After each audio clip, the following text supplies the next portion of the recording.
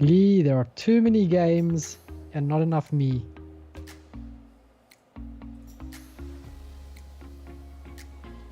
I don't know what to say to that. Sorry? Okay, heading across to Twitch. Twitch. Oh no. Extremely excited, slightly nervous. Why are you slightly nervous? This guy here, Oh. during his June awakening stuffs.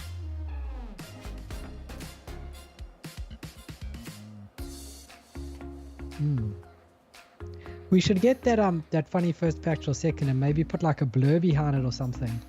That'll be quite cool. What do you mean, a blurb?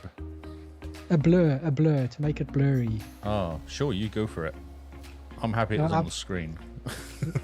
I've uninstalled Photoshop, so I struggle so much with this stupid. I'm like, okay, I want to do this, and it doesn't. I'm like, I don't know, I don't understand. I Google how do you do this. It just says this weird thing. I try, it doesn't work. I'm like, okay, cool. yeah, no, I'm with you there. And then I just go, well, it works. Let's just walk It away. works. Yeah. So no, you're welcome to do blurry stuff. Have you seen June Part 2? Nope, I haven't got any friends. I'm trying to suggest. I was like, you could come see it with me. Come across to Melbourne. Yes, I'll right. buy some IMAX tickets. Oh yeah. Awesome.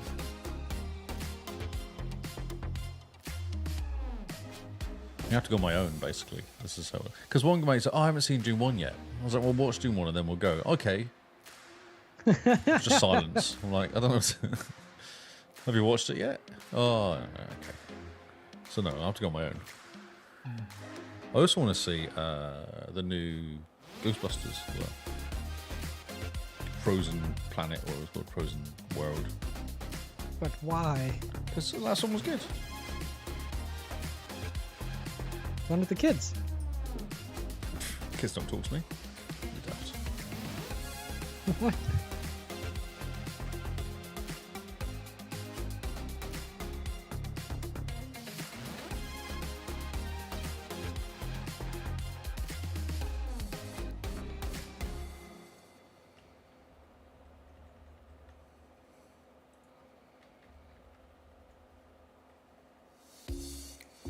I expected more graphics of this, if I'm honest.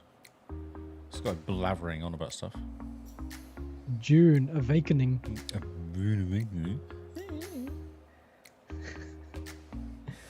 Ah. I'm a bit tired, actually, to be truthfully true. I don't know why I'm tired. Well, we could no, we've got nice new games to talk about actually, so we can't skip Okay. those. I'll go do my 10 questions. I did 10 questions last week as well.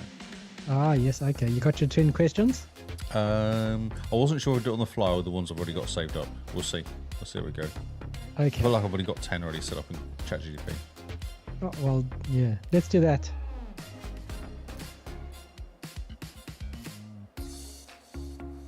Do, do, do, do, do, do, do, do.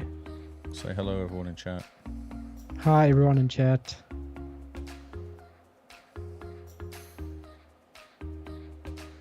Wow. Oh. Well, that's Carl. Yep. I was excited for a second. Maybe I'll make yourself comfortable and chat white now rather than green as well. Oh, yes. So I feel like it fits a bit better. I've just tidied it up. I've been tweaking it a little bit. You notice it all tidied up now? Yeah, no, it's very nice.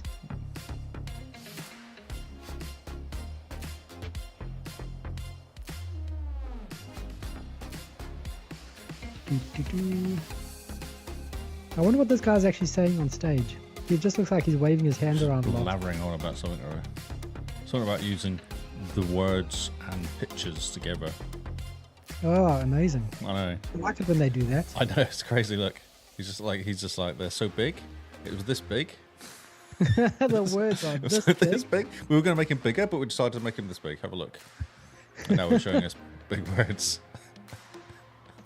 Now we got to the biggest Oh, words. Look at there these. we go. These are words with fire. So is this the game that I thought there was a? Oh, this is actually a first-person game. Then. Isn't this the MMO? Is it? I thought it was like a world builder. No, I think it's the MMO. The Dune Awakening MMO. Where we can all play together with friends. Thank you very much for your words. They were very big. Should we go for it? Because we ran out of trailer. Okay, yes, let us begin. This is the Xbox Cast. Welcome to the regular show with your regular hosts, featuring the regular news and regular exciting new games. We're your hosts, Carl and Lee, reminding you to keep things regular. Mr. Lee, how are you doing? Are you being regular? Have I been regular or am I being regular? Well, it's a double-sided question. How do you want to answer that? I think, I don't know if I can share, really. I might should keep this quiet to myself, what's happening. Okay. My regularness. Mm. Is In that regularness case, a word? That's a question, really. Things are not very regular for Lee at all. I'm not telling you. It's a secret. Oh. Well, if you were regular, it wouldn't be a secret. I don't know if that's true. I'm not sure if that's true. I just want to keep it to myself. Mm. Okay, fine then. Keep your secrets, old man. Wow. How's your week been, Mr. Lee? Wow. Well, everyone's getting very excited. Big project this weekend. Oh, yes? Somehow I've managed to avoid doing too much work on this big project, though. Oh, that's fantastic. I So know. you actually get a weekend. Yes. Yeah. Nice. It's lots of, and even I'll tell you, like, I know I said last week, like my side of the guy Hamish is like going, "Oh, it's really big, this project." I said, "It is for everybody else, Hamish. For us, all we have to do is change passwords. We have to literally log someone's phone out. I say we. This is a royal we. He has to log out someone's phone from the old system and log into the same system with a new username and password on the drivers. I say him because he's doing it at 6 o'clock in the morning on Tuesday. Not me. That's fantastic. So he's getting all, because everyone else is involved in it quite heavily, except us two, who've just been literally. I've looked at a few spreadsheets. I made a SharePoint page for somebody. No data on the SharePoint. It's like, I need a SharePoint page. Okay. I need to link it from here. Okay. Is that it? Yep. Thanks. And then he went off. I was like, oh, okay. I literally made a little button with a click here to go to the SharePoint page about the new project. Nice. Empty page. It's so funny though. It's hilarious. Oh, that's fantastic. Yeah. So everyone's really excited. Big project this weekend. Big amalgamation. Stuff's happening, I'm sure.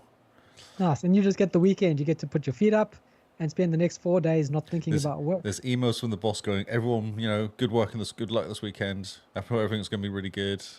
Like, you're like, yep, of course. Good luck, guys. Great. Good luck, guys.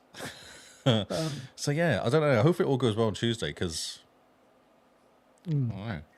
Maybe that's why they haven't involved you. Maybe. Because they know that something on Tuesday is going to happen and it's just going to be chaos. Wow. Hey, I did the 365 migration. It was amazing. Brilliant. We got kudos for the 365 migration, which is probably why I'm not involved in this one then, maybe. Yeah, maybe you're right. Maybe they were talking about being behind my back and say stuff, so... No, not Lee. No, give him a spreadsheet to look at. Is it important? No, it's fine. We're going to use a spreadsheet? No, we're not going to use a spreadsheet. Just give it to him to do something. So feel like he's involved. Yeah, that's a good idea. Let's let Lee do that. Okay, cool. Let's make a blank SharePoint page. That's right, exactly. Can you just make him feel included? Exactly. What? That's amazing. What did you do, Lee? I made a blank SharePoint page.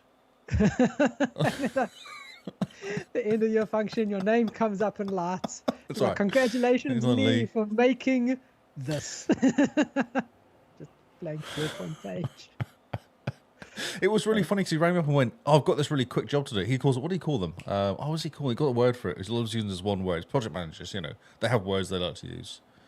A fastball. I got a fastball for you. That was it. I was like, oh, yeah. He said, can you log into SharePoint? Yeah, sure. Can you move this page around? Yep. Dragging boxes around. Can you put a link in here? Yep. What's it for? For this page. Where's the page? I haven't got a page yet. Can you make the page? Yep. Thanks. And then he was gone. I was like, what a weird phone call, but okay. That's what it is, isn't it? So it makes me feel like I'm involved. Did he call you champ? Champ, thanks, champ. Yeah, exactly. I got a fastball for you, champ. You would. And you go, oh, here we go. This means I'm working on Saturday, doesn't it? Yeah, I know. Well, that was what I was thinking. Yeah, because I'm sure people are working Friday, Saturday, and Sunday. It's it's exciting. Oh, lots of fun. Oh my word, Lee. I know, Beans. I know. What can I say? Like, it's funny. You are not your. What? You are not your. Oh, yes. You got the spelling error on the bottom of the page. It says, you're listening to New News. Why does it say that? Oh. Underneath our names. That's funny. It's because I was typing it while chatting earlier, like last week. Yes. I wasn't really paying attention to English. English is hard when you're speaking at the same time as typing. It's like, It is. It's very hard. I'm with you there. I've got your back, bro. I build pages while talking. It's kind of distracting for me sometimes. Sorry, Beans. Is it better? Hitler Beans. What do you call it? Grammar Beans. Grammar Beans. I'm not going to call you Jim Beans. I'm going to call you Grammar Beans from now on. That's it. It's funny because if you say it fast enough, it sounds like grandma. Grandma Beans. Grandma Beans. That's amazing. So good. Yeah, so that's my week. Everyone's getting excited. Huh? I did. Oh, This is funny though. Laptop broke this morning. Someone did a BIOS update. Broke the HDMI port. Didn't work. I was like, oh, that's really annoying. Brilliant. So 3 screens, 2 screens, 1 screen didn't work. I was like, okay, cool, that's annoying. Played around for ages. And I was like, I was trying to reset the BIOS while I sat down. I couldn't work out the buttons to press. Oh, yes. F10, F12. I pressed all the buttons. Nothing would work. I was like, okay, that's annoying. So I couldn't reset the BIOS. I said, I'll give you another laptop. Oh yeah, that's easy. So I then sat and got another laptop and set up. Spent a couple hours doing that because it was a pain. Google, trying to copy Google. It was just a nightmare. Hours later. Finished it at like 12:30. Like, cool, here you go. Here's your laptop. Got it all working. She's like, yeah, sweet. Went back to the office, reset the BIOS on the laptop that was playing up. HDMI port started working. Oh, my word. Oh, my word. I rang up and went, your laptop's working now. She's like, I don't care. I was like, I knew you'd say that. That's fine. It could work. But yeah, it was really annoying because I was sat there trying to press F10, F12. I was pressing all buttons, I couldn't work it out. So I can't even press function key F10 is what I needed to press because of this stupid laptop. We've had the function keys, all the F keys are on the FN button. How annoying. So I was pressing F10, but I was actually pressing like screen on or something. I wasn't pressing the button. Oh, that's so annoying. Yeah, so that was cool. Hours and hours mucking around, and then went reset BIOS. Oh, I fixed it. Great. Oh, I fixed it. Is this HP? Oh yeah. Oh, man, HP. So have I told you the excitement that HP does with some of their laptops where they disable the USBs on the side? Yeah, when you do boot up, so you can't boot up into anything. So you can't do any sort of building of computers. Yeah, so there's an update there's a BIOS, and in the BIOS you go to, and it says disable USBs. And if that's selected, then your USBs are on and they work. So you go, they're off. So if it's selected, they're off. And then you go, okay, this is, it says disable USBs. If it's ticked, they're off. Then HP comes out and updates the BIOS, which then reverses what the tick does, doesn't untick it, but doesn't change the wording either. So in order to enable the USBs on the side of your laptop, you have to go into the BIOS and you have to tick the box that says, yes, disable the USBs on the laptop, and then it enables them. See, I would say that's such a Microsoft thing to say, but it's HP, so that's really HP, special. Microsoft, I think they're the same company. Well, some Microsoft courses, aren't they, the same, where they kind of have questions. You have to be really careful the way they word the question to answer it. Yep. Because they try and catch you out, basically, to make sure you're paying attention. Yeah. Yeah. Ah, so annoying. So, yeah. Oh, well. It is a long weekend. We have news. 4-day weekend. And we have fan mail. Oh, yes, we do. Up to the fan mail. So remember, guys, if you want your email or message read out live on the show, email us at hello@thexboxcast.co.nz. This week, we have, Dear the Xbox Cast, this week I met a Doppler in Novigrad who was thieving fruit from a local merchant. With some sniffing about, I found him impersonating a guard and he challenged me to a duel when I exposed him. So we fought it out like the gentlemen we were, except he took my form to do it. Geralt fighting Geralt. After I won the fight, obviously, I had the option of telling him to go live somewhere else or killing him. What would you have done? Your biggest fan, Doppler sympathizer Beans. Doppler sympathizer. What would you have done, Lee? I would have killed him. Yeah, same. He might have had good loot. Yep, exactly. All about the loot. Also, mean, you it's can't all have about- someone who can be a Doppler of you walking around. You just can go do stuff dodgy. And then you'll Yeah, get 'cause- blamed for things. People watched you fight him, right, and watched you win, and then you leave town, and he runs into the bushes, turns into you, comes back and be like, oh, I forgot my sword. Come on, Roach. And then he walks in and he's like, right, I defeated that Doppler. Can I have free beer at the pub? And everyone's like, of course. And he just gets free beer for life. So, see, I went more darker than that. He went and started killing people randomly. And they thought it was you. Oh, yeah, that's way darker than my thought. Yeah, yours is more kind of free beer, which is a good idea. Or free cheese, maybe. Yeah, see, I thought it'd be naughty. Yeah, no, definitely kill him. He might have a good But hat. Beans let him go. I don't know. It sounds like she let him go. She's a Doppler sympathizer. You guys are so violent. I feel like it's within reason, to be honest. I think it's, yeah. You can't have someone who can shapeshift running around. It's unclean, Unclean. Okay. unhygienic. What if they decide to wear your face? Ew. It's just not I don't on. know if you realise how Dopplers work, but yeah, okay. I don't think there's any actual face wearing going on. No, but still, it's a bit weird. It's very weird. Definitely, this should be destroyed. Like, I mean, I get freaked out with mirrors, so seeing someone else that You're looks like like a me is cat, strange. aren't you, basically? Do you hiss at yourself as you walk past mirrors? No, but I do arch my back. Oh dear. Okay. And is she enjoying Witcher 3 is the question. Is it good? I think Simone really likes Witcher 3. Has she completed the game, or is she still mucking around doing gaming like you? Just mucking around at the moment, I think. Okay.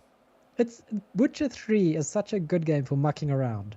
There's so many different side quests and all sorts of things, and I mean, you can just run around and just defeat giants and whatever else what you want to do.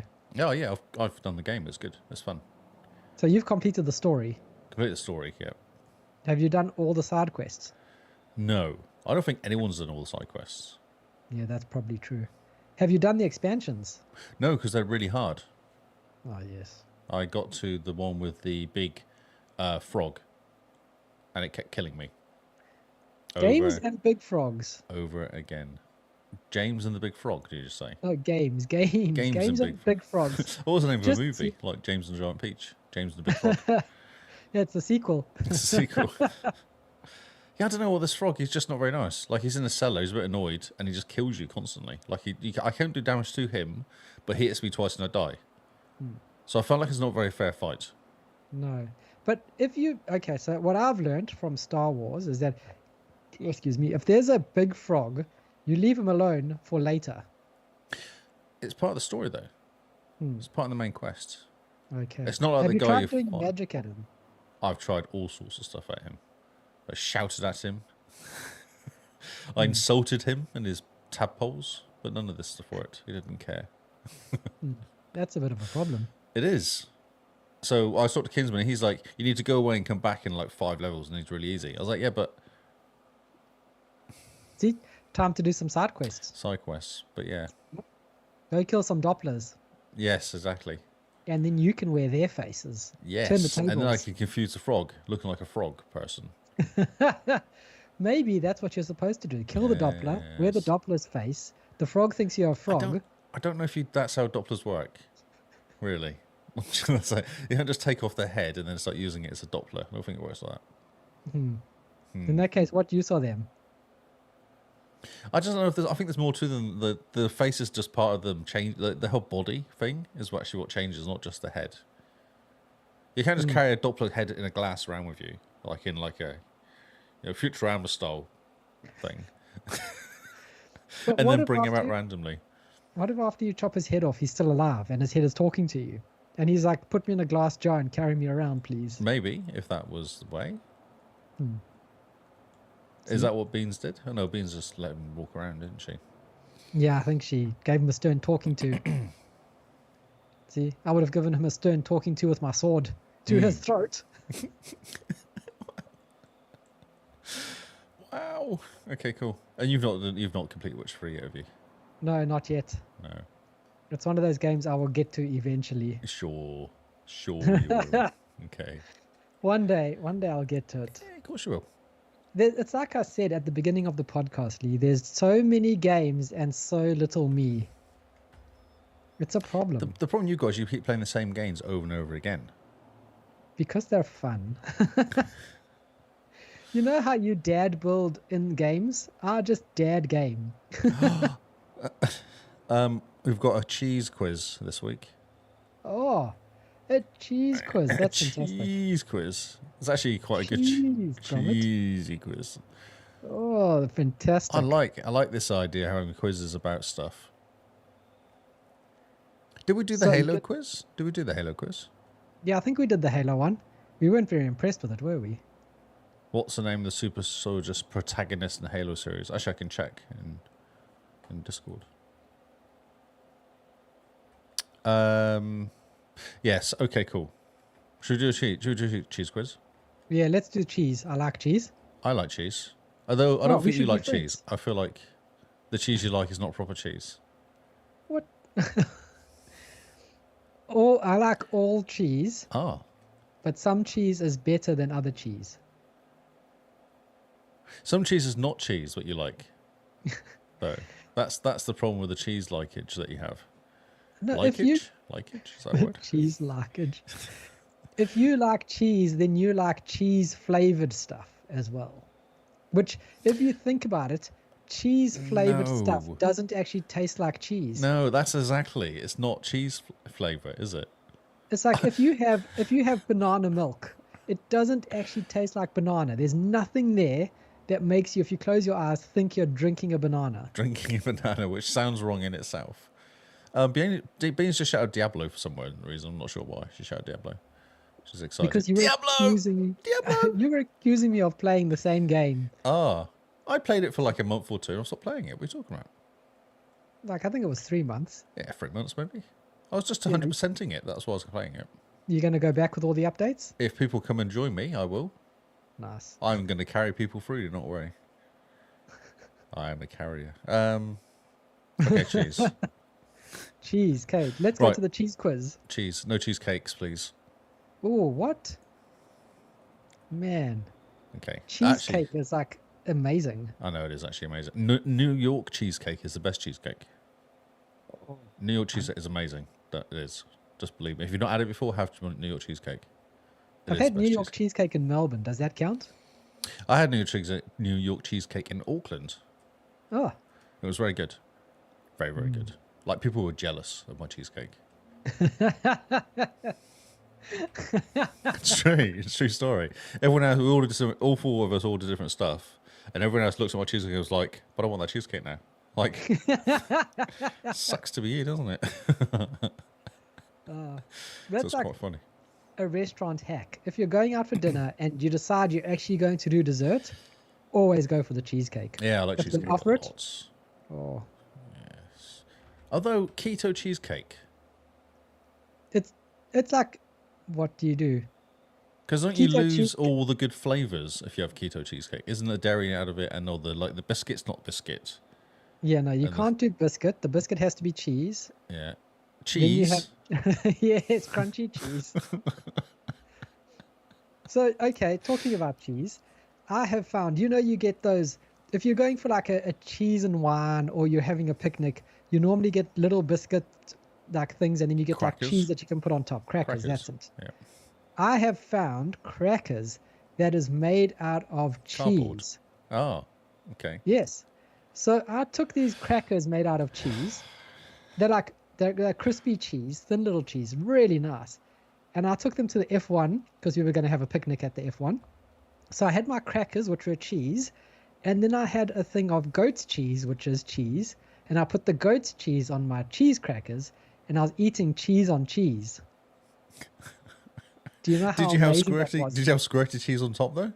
That's what you're missing. Yeah, you should have had a laughing cow cheese where you could just do a smear of cheese on top of the goat's cheese on the goat cracker. Yes. Or just like a squiggle across to make Or it just a look. smiley face, maybe. Oh, yeah. Yeah, there we go. You got to have a smiley face. Smiley face of cheese. On goat cheese. On cracker Fantastic. cheese. Okay. Yeah, see? Cheese on cheese. Cheese on cheese. Fantastic. Next level, though, fried cheese need to be added. Yeah, no, You we can need put to cheese add on more top cheese. and bottom of the cheese as well. Made like a cheese Yeah. sandwich cracker. Oh, yeah. Why didn't I think of that? There's Or you always could next do time. like a club cheese instead of a club sandwich. Club cheese. Let's do some cheese questions because I feel like we've. I don't know why. I do think it's funny I did cheese questions last week, but Oh, yeah. okay, cool. Okay, hit us with your cheese questions. Cheese Mr. Lee. questions. Which country is known for producing Gouda cheese? I apologise now for pronunciations. Not of the countries of the word, the cheeses, obviously. France, Italy, Netherlands, or Switzerland. Which type of cheese? Oh, would you like to answer that?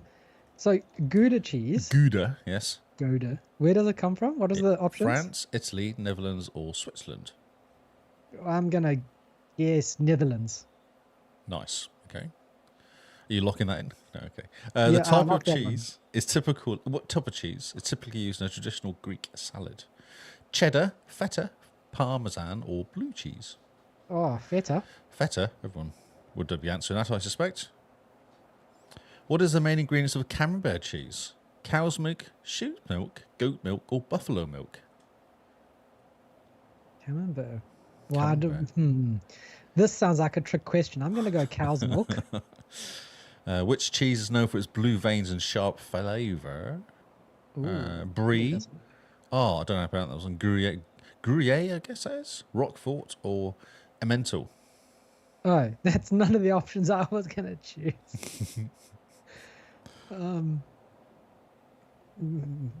Brie, I think. Is that Okay. wrong? That's probably wrong. Can't say. Can't tell you. I was expecting one of the answers to be like blue cheese. blue cheese. I'm a simple man. My cheese is blue. Amazing. What type of cheese is commonly used in Mexican cuisine, especially in dishes like quesadillas and enchiladas? Brie, mozzarella, cotija, or Gouda? I'm gonna go option C. It sounds the most Mexican. Excellent. Cotija. Which cheese is used as a key ingredient in the classic Italian dish lasagna? Ricotta, gorgonzola, provolone, or manchego? Manchego? There you go. Let's go for that. Why have I almost never heard of any of these cheeses before?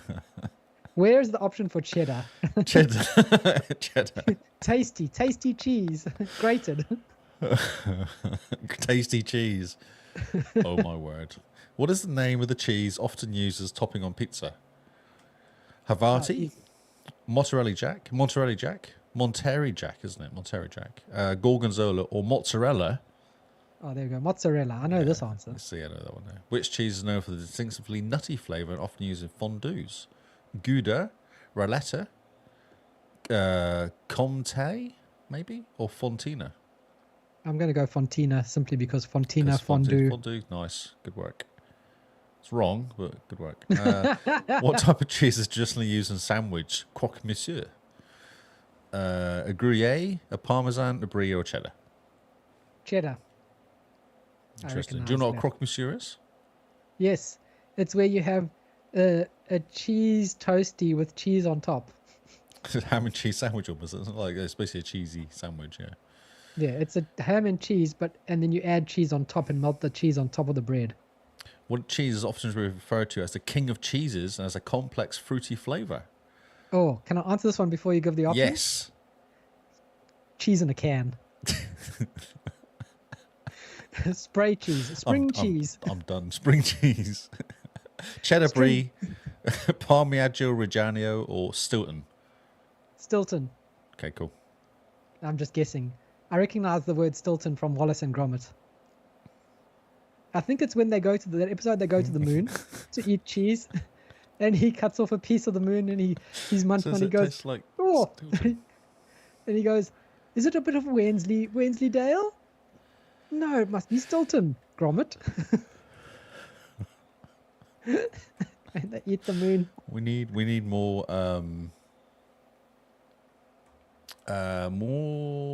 ideas for questions.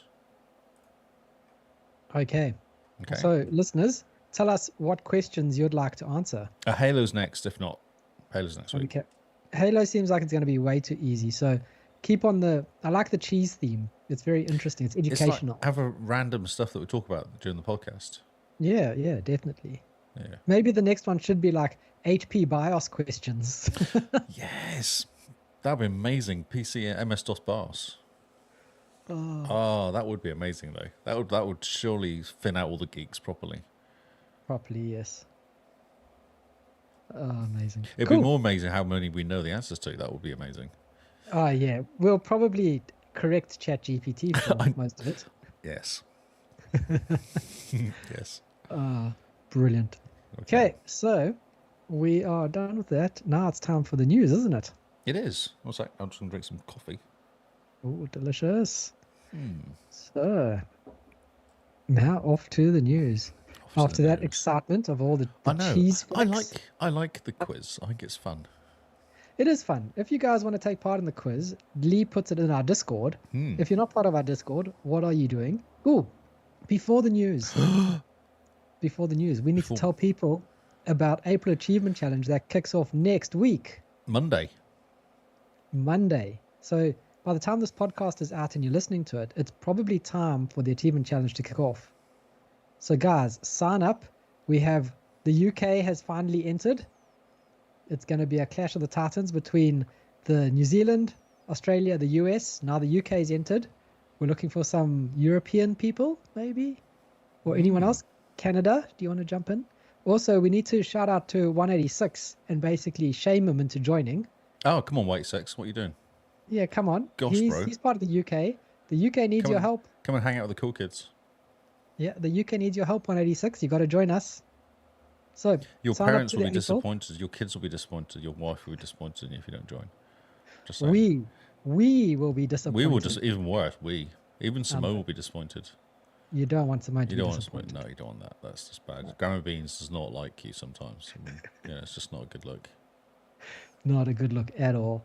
So yeah, come on guys, step up for your country, sign up. The sign up form is both, I think, on our website and in the episode description.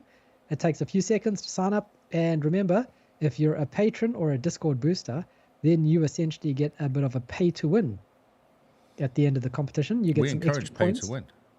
We do encourage pay to win here, because what better way to reward you guys for supporting us than by supporting you to make sure you beat us all in the April Achievement Challenge. That's right. I'm actually getting no bonuses. I'm not on the Discord this time round.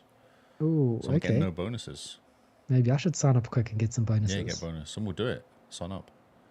Okay. So yeah, April Achievement Challenge starts next week. Are you guys ready? You better be. It's going to be exciting. Are you ready, Carl? I'm ready. I've got my strat planned. You got a strat? I got my strat planned. It's not a very good strat, but it's still a strat. I'm going to play some games. That's basically it. Excellent. I might play some games. I might get some achievements. I will get lots and lots and lots of steps. Ah, stepping to it. Yes. Yeah. I'm averaging. Now, this might give some of my strategy away. I'm averaging about 15,000 steps a day. Nice. So I think I'm about 8 or 9. Okay. More walks for Barney. Or just attach your pedometer to Barney. Yes. I've always wanted to do a walk with me and then do a walk with Barney on after, just to go and do a walk and then okay, I know it's always going to be this distance, and then attach the thing to him and just see where he actually goes. Oh, that'd be great. Yeah, there's walks 4 times as far as me or something, because he just goes off and runs around and comes back again and runs off again, having the time of his life. Yeah, sniffing. Does he bring you back sticks? No, he stopped doing that. No, he doesn't do it as much. He does bark at me sometimes at the beach. Okay. I'm like, you're the dog. You have to get the stick. I'm a person. I don't want a stick. He doesn't understand. So I get him a stick and throw it, and he gets it, and then he sits down and chews it. It's like, you could have got this stick for yourself. I didn't actually have to bend down to get the stick. But he doesn't understand. It's weird. It's the act of the fact that you got a stick, you threw it, and then he's like, yes, it's my stick now. Yes, exactly it. Because he finds if I throw it into a bunch of sticks, he sniffs out my stick and picks up Oh, and then wow. chews it. Okay. Yeah. So he's very specific. Once you've touched a stick, he wants your stick. Interesting. What happens if you picked up like 3 sticks and all threw them at the same time? I think his head would explode. Poor dog. He just won't be able to handle it. It just pop. Throw them in different directions and see what he does. Oh, he's half blind. He wouldn't see. He would only see one of them go after that one. He wouldn't notice. Oh, that's funny. Yeah. Oh, well. Cool. Right. That's all my announcements. So now over to you, Mr. Lee. Okay, let's do news stuff. News stuff. I'll do the chart stuff. We should begin with the charts. Halo Infinite climbs back into the top 10 is the title. Oh, that's exciting. Yeah, so this is True Achievements top 50 games played by, 2.5 million or so players or something?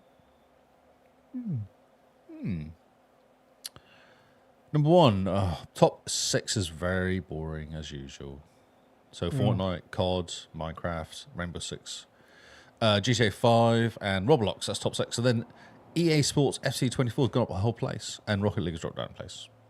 But Halo Infinite has gone up to 9th, Oh, okay. replacing Apex Legends. So there was a bunch of talk, wasn't there? Yeah, there was a new update that was pushed out. That's cool. It's a very good update, I must say. Because they rehauled the network in Halo Infinite. The network? Yeah, so the back-end network of the game. The network, as in, like, network. Yeah, the actual network connection of the game that it makes for multiplayer. They're putting redid that. 2 1 gig lines now or something, have they? they spun up an extra 4 servers. And That's everyone was praising it. Oh, well, that's good. Yeah. It definitely has a look, doesn't it? I'm just watching the video now. It definitely has a look, doesn't it, Halo? Like, it doesn't look like any other game. No, it doesn't. It's so good. It looks really cool. And yeah, so there's a bunch of graphics updates. There's new networking. There's new maps. There's new... They've pulled a bunch of maps from the Forge, haven't they? Yeah, there's new Forge content. It's really cool. There's now a team versus PvE kind of play style. So what you do is you get into a group of 4 guys, and then there's enemies that just spawn, and you have to do King of the Hill type stuff. So you have to defend an area, and then there's just waves and waves of enemies, and like boss waves, almost like a horde mode. Yeah. And the King of the Hill changes to the next place, and so you and your team all run and jump to get to the next area. So it's like the Star Wars one, isn't it? Where you go to A, then to B, then to C, and to kind of move through the map to different points. Yeah. Yeah. It's very cool. I must say, I jumped in for a bit. I would jump in with you in that. That would be fun. I would jump in with a bunch of people doing that. Oh, I'm yeah, sick of that's PvP because you get sniped from miles away. Yeah, no, this is good. This is because you have someone good on your team and it just shows. Oh, but PvE is always easier, isn't it? Yeah, it's quite nice. I quite enjoy it. So yeah, no wonder Halo's up there because they've done a really good job.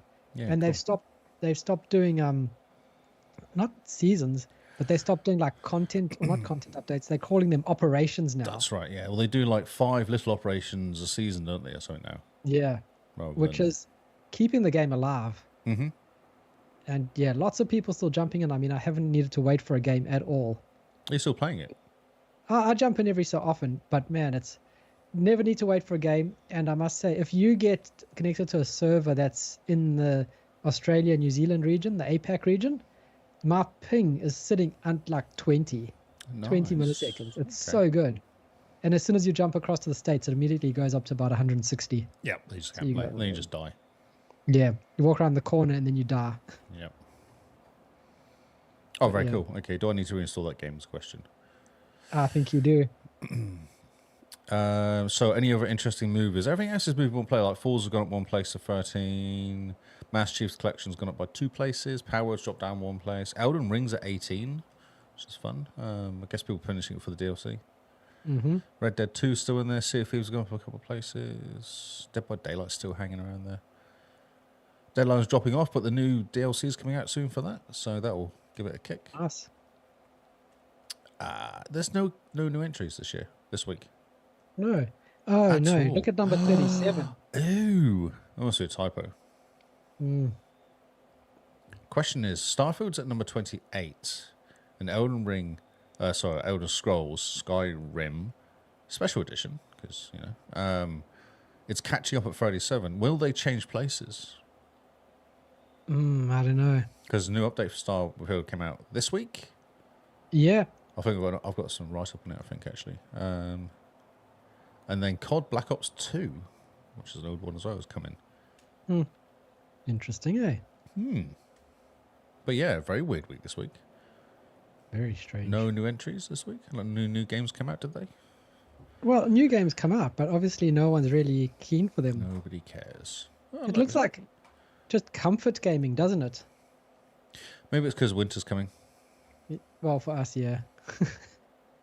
Or summer's coming for them, so maybe everyone's getting out more and playing less. It's just the kids playing Fortnite and all those games. Yeah. Yep, got to unlock the new dancers. Yes.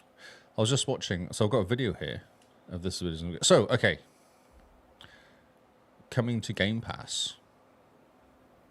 Game Pass is going to get some decent games. That's what's happening. There's a video here. I don't know if the video is going to be any good. We'll see. Oh, yeah, look. There's a video. It says to be doing anything.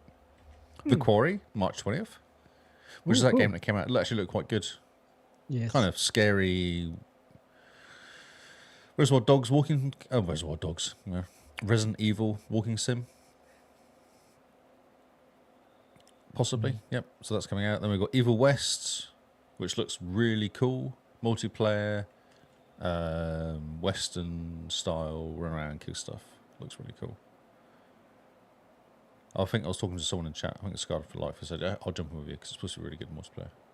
Cool. Keep going. And then we have Terra Invicta, March 26th.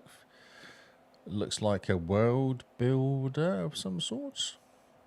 Yep. But Wow. Terra Invicta coming to PC. That looks very cool. If you've played Stellaris, then this game will be for you because it's very, very management-y, very much like I'm looking at it now going, don't start this game. Don't start this. I'll just get lost in it. D4's coming incredible. out. Diablo 4's coming out March 28th.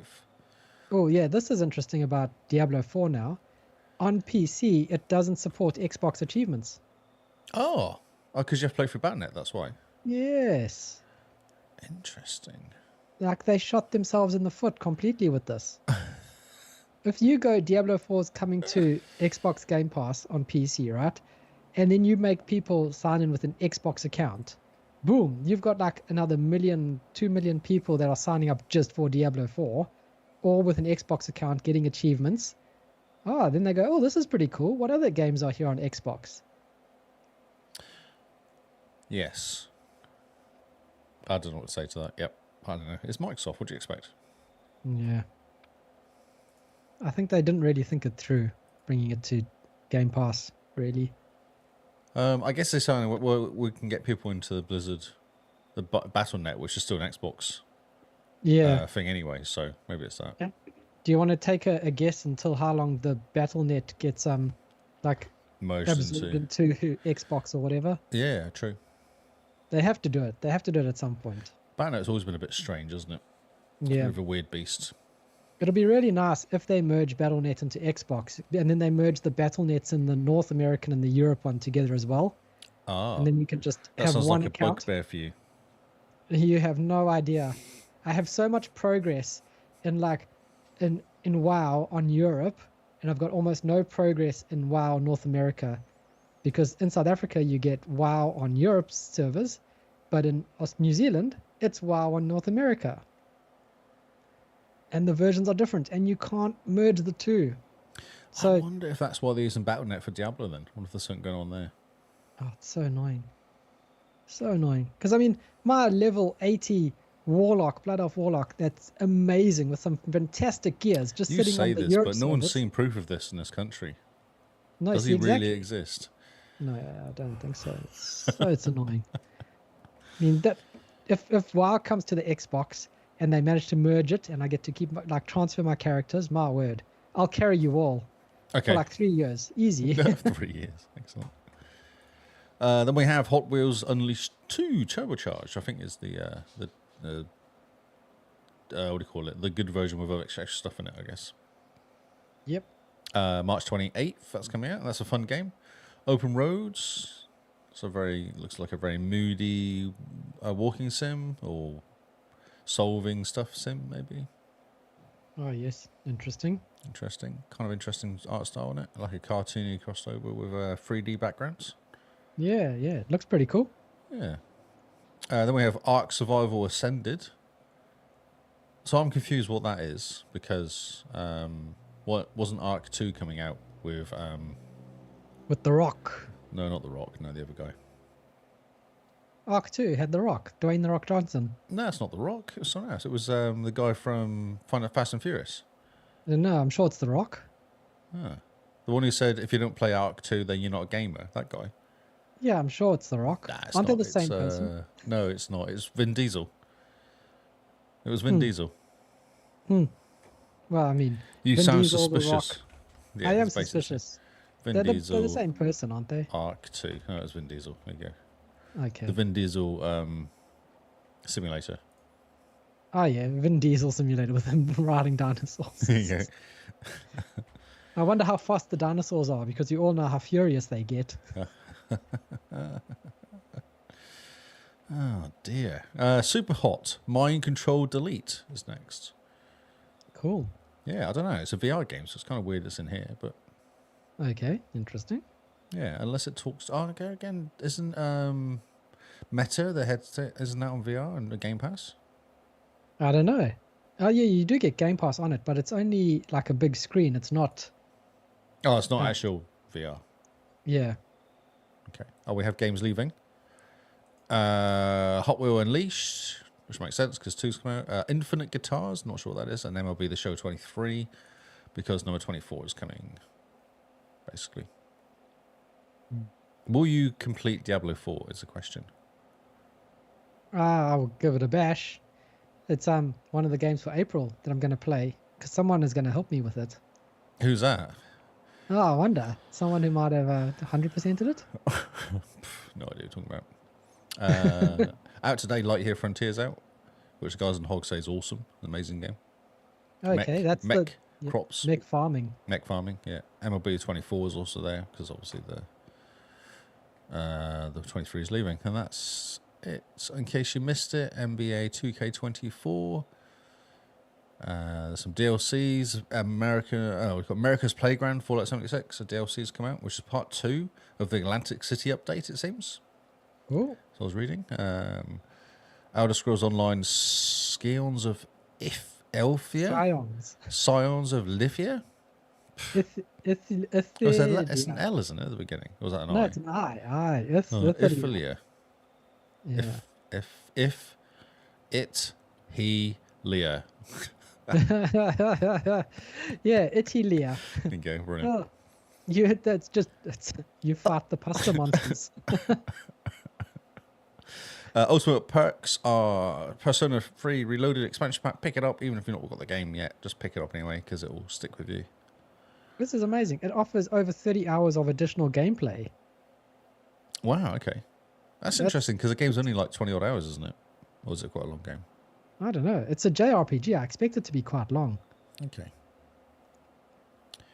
Super Animal Royale Spring perk pack and Smite Never Beast perk. Ooh. Exactly. And there's also some Sea of Thieves cosmetics as well that you can pick up. Oh yeah, we did talk about that last week, I believe. Okay. I believe. I've got to remember this now. Okay, so I hate picking up stuff over a week ago and forgetting the story. Xbox next gen hardware appears online is coming way too soon. Way too soon or just in time? Wow, I don't know. I think I just put this in just so we can chat about it. Yeah. This is going to be interesting. There's a dev kit appeared in Korea, basically. Yes. All the Korea's it's been rated in South Korea, should I say? Maybe it's not appeared. Yeah. So the interesting thing I saw about this was someone broke down the dev kits being rated in South Korea and then how many months between the announcement, and it seems to go between 27 and 33 months. So the dev kit hits North Korea, and then in about 27 to 33 months, then they announce the hardware. Months or weeks? Months. That's like months. 5 years. Yeah, which is interesting. That makes no sense. I don't understand. Yeah, it was interesting. So the one for the Series X, the guy broke it down that it was 34 months that the Series X dev kit was rated in South Korea, and then it was announced or released. No, so I think that's too long. That's ridiculous. So I'll go against that, because one guy here says, despite no confirmation from Microsoft, exciting rumor considering the dev kits were accepted in South Korea in June 2020 ahead of its launch in November 2020. Interesting. Yeah, you can't have a 5 years dev kit. That doesn't make any sense. Yeah, That's no, like that that's 2 rounds of kit, isn't it? 5 years. Yeah. So this was the first, like, when it gets rated, and then obviously Microsoft get feedback from the devs to reiterate it. Yeah, but not 5 years. There's too much happens in 5 years. It would never do 22 months or 24 months, whatever it is. Or 5 months. It can't be that much. Surely it can't be. If you think about it, when the Xbox One launched, it had an outdated CPU already from in 2013. It wasn't a top-of-the-line CPU. It was a... Oh, for sure. But that was probably a cost thing, wasn't it? Yeah, definitely a cost thing. I can't imagine having a dev kit out there for 5 years, because it would change quite a lot in 5 years. Or 4 years, or 22 months, whatever it is. Yeah, definitely. But this is a good sign. So instead of doing Xbox Pro, the Series X Pro or Series XX or whatever they're going to call it, they're just going to jump into next gen. So, did you see pictures today on the internet, on Twitter? Yes, Mr. I did. Twitter man. Did you see the white one with no... Yes, I did. Yeah. I didn't bring it into stories because it was a picture of someone who looked like someone had kind of made it out of plastic. It didn't actually look real. Yeah, but a lot of sites are reporting on it as if it is real. Yeah, of course they are, yeah. So well, Twitter's reporting on it like it's real. Come on. Well, our friend Jez is reporting on it as well. He's lost all credibility though now. Yeah, Sorry, Jez. You've got to build up your credibility again, dude. Yeah. But look, we knew a Series X digital version was coming. Oh, for sure, yeah. Like, it makes sense. And the fact that it's in white, you go, the white really doesn't suit the form factor. It doesn't look very good. It looks a bit dirty. Yeah, it doesn't look like it's the form factor of the Series X is really nice, being black, big black monolith. Just looks really cool, but also fades away into your entertainment center. Yep. A big white beast, I don't know. The only time it looks good in white is with that Starfield wrap around it. But that's when you're wanting to draw attention to it. That's exactly what I was going to say. Why don't you just buy a plastic clip-on case for it if you want it in white? Yeah. So it's interesting. We're getting the Series X digital edition with 2 terabytes. I'm glad that they haven't done the round thing that was leaked. Yeah, that was kind of weird. Because that would have been a nightmare to lie down for those that can't Well, look stand. at PlayStation 5. There's a lot of issues with PlayStation 5, isn't there? Because of the shape of it. With the $30 clip that you have to buy extra right. to lie it down. Oh, nonsense. So if they're saying it came out in June for the dev kit last time, it was released in November, then it should be out in, September, I guess? Or maybe next year? Because it seems a bit too soon to jump into next gen. Nah, it doesn't really. 4 years? Yes. The whole thing's only 7 years normally. There's a new console with 7 years, so we're halfway.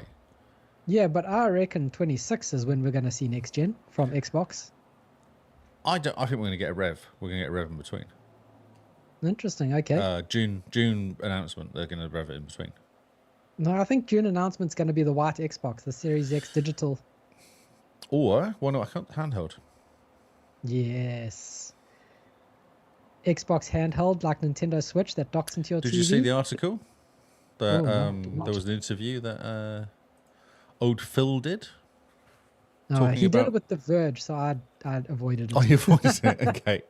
Did I put it in there? I don't know if I put it in actually because there's lots of talking, which is hard to talk about sometimes on a podcast when someone just talks a lot. But he did say that he wants a piece of hardware for the console which kind of works for Xbox almost, like for the software of Xbox. Mm-hmm. Doesn't look like it's an add-on. It actually looks like it's part of it. Yeah. Because he says he had which one did he have with him? LG one, maybe? The Rock, whatever it's called. ROG. But he's saying it doesn't feel right. It feels okay, but it doesn't feel right. It doesn't feel like it's Right. actually made for it, which is true. It's not. It's made for it's a Linux box or whatever it is, yeah. Which is like going, well, you're just saying there that you're making one because you want the software to be right. Yeah, definitely. You want the handheld experience to be like undeniably Xbox. Exactly, yes. So June is when they're going to talk about it in their... which ties in when they're talking about it last month when they did their kind of, let's do a podcast and sit and talk about stuff thing. They're saying that June was going to be an announcement. So the Cool. dev kit works out though, doesn't it? The dev kit now? Do you think the dev kit is the handheld? Yeah, I reckon it could be. That'll be interesting. I don't think I don't see why they do a dev kit for a machine with no hard disk, because that's no disk drive. That doesn't make any sense. Yeah. Because that's just exactly it. Said the new heatsink or something was what I was reading. Someone said it's got a new heatsink. I was like, oh, okay, cool. Great. It doesn't overheat anyway. Like it's fine. Like I never Yeah, had it's issues with my podcast Xbox. So yeah, handheld dev kit. South Korea, perfect. That's exactly where it's for that market, isn't it? It's for the Japanese market. It's for the Asian market. Yeah, to take on the Switch, because the Switch is huge. Exactly. So And it's incredible. So as soon as you do an Xbox handheld, suddenly you become a secondary console that doesn't have much competition in a way. Like look at the Switch. Everyone has either PC and Xbox and a Switch. They don't see the Switch as their primary console. except in New Zealand because they're like $600. Oh yeah, no. Well, we're talking about developed countries here. I know exactly. Yeah, I've always wanted to buy one, but if they're like $300, I'll be like, oh yeah, that's that's fine. But at 600, it's just not that far away from an Xbox, which is 800. It should be half the price of an Xbox. Yep. No, I mean, $349. Yeah, And it comes with Mario Kart or something. That's impulse territory. That's like walking into EB Games. Thank you. I'll take that one with the cool colored I even controls. stalked on Trade Me for ages.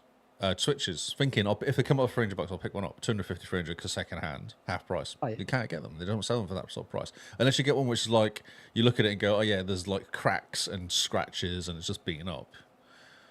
Like they've taken it through, like have a train drive over it. Pretty much, yeah. Or just give it to some kid to use for a bit. Yeah. Who's destroyed it? Or it's a Gen 1 one. You're like, yeah, I don't want to buy Gen 1 for that so much money. So yeah. Yeah. Especially with wait until the Switch 2 comes out. That's supposed to be coming out this year as well. Supposedly, yeah, that's what I've heard. Yeah, true. So then the Switch 1 will drop in price quite a bit, I reckon. Yep.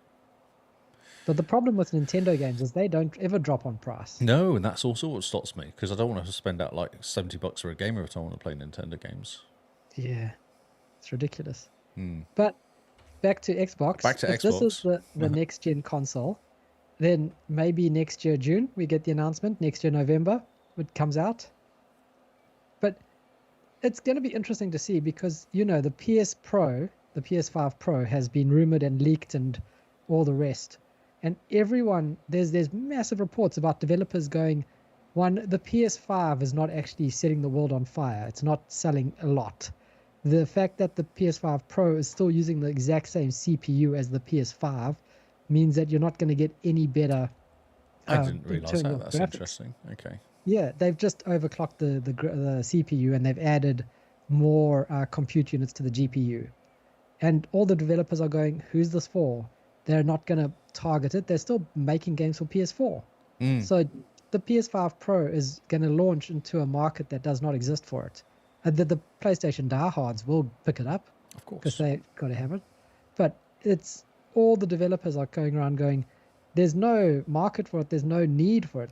I mean, if you're going to have a mid-gen refresh, you really want to have a mid-gen refresh. Like it needs to be a big enough leap that can't be called next-gen as well. Or it has to be smaller and cheaper and quieter and cooler and all those sorts of cool things. It has to go one way over, doesn't it? Yeah, but they've already done a slim. And it's not much slimmer. They've It's just not much slimmer. reduced the fins. Yeah. So yeah, I reckon next year we get next-gen Xbox. And that's how Xbox is going to compete with the PS5 Pro and the mid-gen refresh of PlayStation. They're just going to go, well, we're doing a Xbox 360. We're jumping into next-gen quicker than you. 720, Xbox 720. Yeah, the 720 Series X. Yep. 2. Yeah. It'll be good. Because if the next gen hardware comes out and they can actually run GTA 6 at 60 FPS at 4K, people will literally just buy it for that reason alone. Oh yeah, for sure. Yeah. Exactly. Or just games generally, because a lot of games coming out still at 30 FPS, isn't there? Yeah. So if they could just start doing all games at 60 and 4K. Yeah, 4K 60. I mean, so many games pull it off. Why can't other games? I blame the developers, to be honest, because they can do it on PC, Yeah. and they always blame the Series S, don't they, for it? But Yeah, the Series S is to blame for everything. yeah, You know the boat that crashed into the bridge? It's the Series S's fault. I just want to do. I just saw this one game trailer come out from Marvel 1943: Rise of Hydra. I picked up because GDC 2024 came free, and a whole bunch of debut trailers popped up at the time. It I thought we came called through very quietly, didn't it? No, you say it was quietly. I saw all sorts of stuff pop up, so I don't know what you were doing. Maybe I was just busy. Yeah, maybe you just went, because I just kept seeing things pop up all the time. Also, I was talking about doing some of the podcasts about it, but it's not very Xboxy. But yeah, 1943 looks cool. Plays Captain America. Plays Captain America. He's got pretty beefy chest, doesn't he? He is a good-looking lad, isn't he? Yeah. Oh, and we have what's his face? What is he called? Pink Panther? Not the Pink Panther. Black Panther. Yeah. The Pink Panther would be amazing though in Marvel, but no, sadly not. But that's interesting. Black Panther is not around in 1943, is he? Yes, he is. It gets passed down father to son. Does So it? Black Oh, Panther's been around for years. It gets passed down each time. Okay. Yeah. I was So under the impression that Black Panther only kind of came out of Wakanda in like the 2000s or the no, 1990s. not at all. He's been around for decades, centuries, whatever. Okay. Yeah, that's actually the write-up in it. It says about this is the 1943 version of the Black Panther. Oh, cool. Because his dad is Black Panther, isn't he? When we first meet Black Panther, and he dies, then he kind of takes over the suit. No, I don't know. I haven't watched it. Okay, cool. So I know nothing Jon Snow. Okay, have you not seen that? It's a fun It's little Marvel movie. It seems silly because there's no panthers in Africa. They're in Wakanda, though. They're not in Africa. It's like a different place. Wakanda's supposed to be in Africa. Yeah, but it's hidden. Oh, yeah. See, all the And Black with their Panthers are secret hanging out in panthers. Wakanda. They all came there. They were like, no, we don't like you lot. Oh, yeah. This is such a good-looking game. It looks really cool. My word. I'm quite impressed with the graphics, eh? That's kind of what caught my eye. I was like, it actually looks like that's the next level of graphics. Oh, yeah. It looks next gen. Yeah, it does. Yeah, it looks really good. Yeah. There was a whole bunch of epic stuff as well that came out. So that'd be interesting to see what Epic doing, like real looking people in Fortnite and stuff like that. So That'll be so strange. I mean, Fortnite's I always know. been so cartoony, and suddenly you're going to have this like photorealistic person like building a fort out of wood. yes, photorealistic wood though, good looking wood. I mean, yeah, with like ray traced shadows and everything. So in the Chaos of War worlds convert Captain America and Azuri, the Black Panther of the 1940s. There you go. Must overcome their differences and form an uneasy alliance to confront their common enemy. Yeah. So you're fighting along Gabrielle Jones of the Howling Commandos and Nanali, a Wakanda spy. So it could be cool. Okay. World War II, Captain America running around. Do you think they did this after they watched what's his face, Indiana Jones, and they go, "Oh, World War II, what a good setting." Did you see the first Captain America movie? Yeah, I think I did. That's one set in World War II. Because he's actually from World War II. That's his time. He gets frozen at the end of World War II. Yeah. Ah, yes. Yeah. You really don't like the Marvel movies, do you? After you've seen one, you've seen them all. Well, no, because stuff happens. There is stuff actually happening in these movies. Yeah, but there's no consequences. Of course there is. There's all consequences because all the movies culminate in this one big movie at the end of it. Yeah. And, you know, And people like died. Thanos snapped everyone disappeared, and then the Yep. next movie, oh look, everyone's back. But people died. Not everyone came back. People actually died. Like Captain America, not Captain America, Iron Man. Iron Man died. Black Widow died. What was she called? Oh yeah. Well, I mean, not exactly amazing characters to begin with. No, she's actually an awesome character. What's her superpower? She's a spy. She's a Russian spy. Oh. And she kicks butt. Well, Captain America wasn't had a superpower, did he? He was just clever and built stuff. So it's the same thing.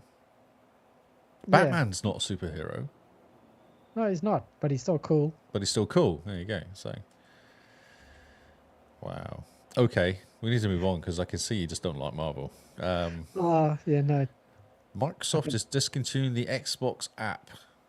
Actually, I read someone say they're destroying it or something as one of the headlines I read. I was like, wow, that's kind of interesting. Because all they're doing is replacing it with a simplified hub in April 2024. So they're not killing it completely. They're just moving it to a different system. It's just funny. Well, read one of the headlines. It's all over because they're killing it. So what's happening is an extra tab is going to appear in your Xbox main screen when you're loading your Xbox, which is for rewards. Okay. Yeah.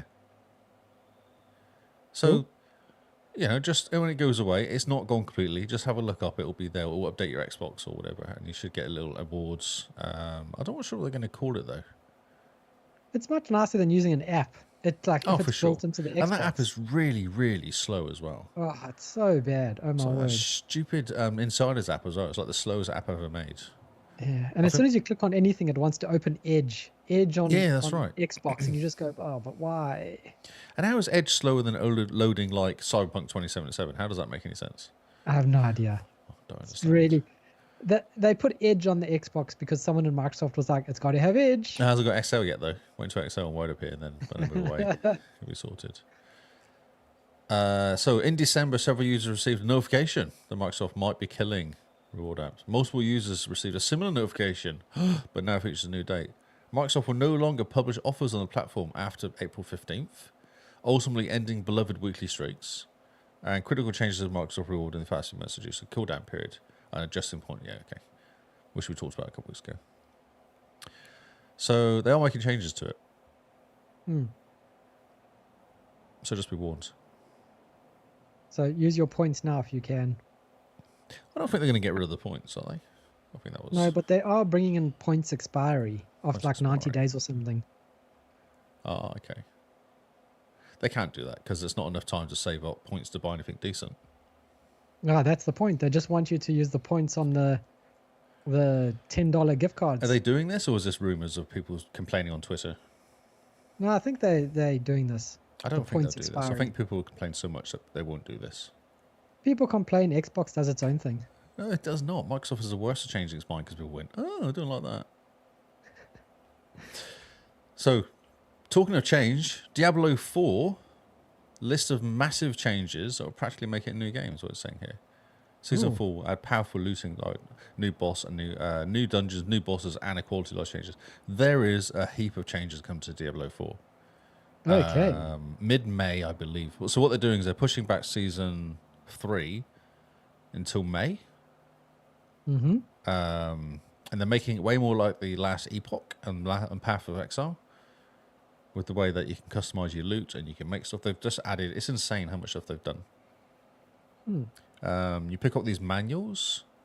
I actually I watched quite a good YouTube that kind of explained it all. And they're permanently available. So you pick up a manual and use it. What does it do? It gives you bonuses to stuff. So how it works now is you pick up an item like a legendary, but only has like 2 stats on it.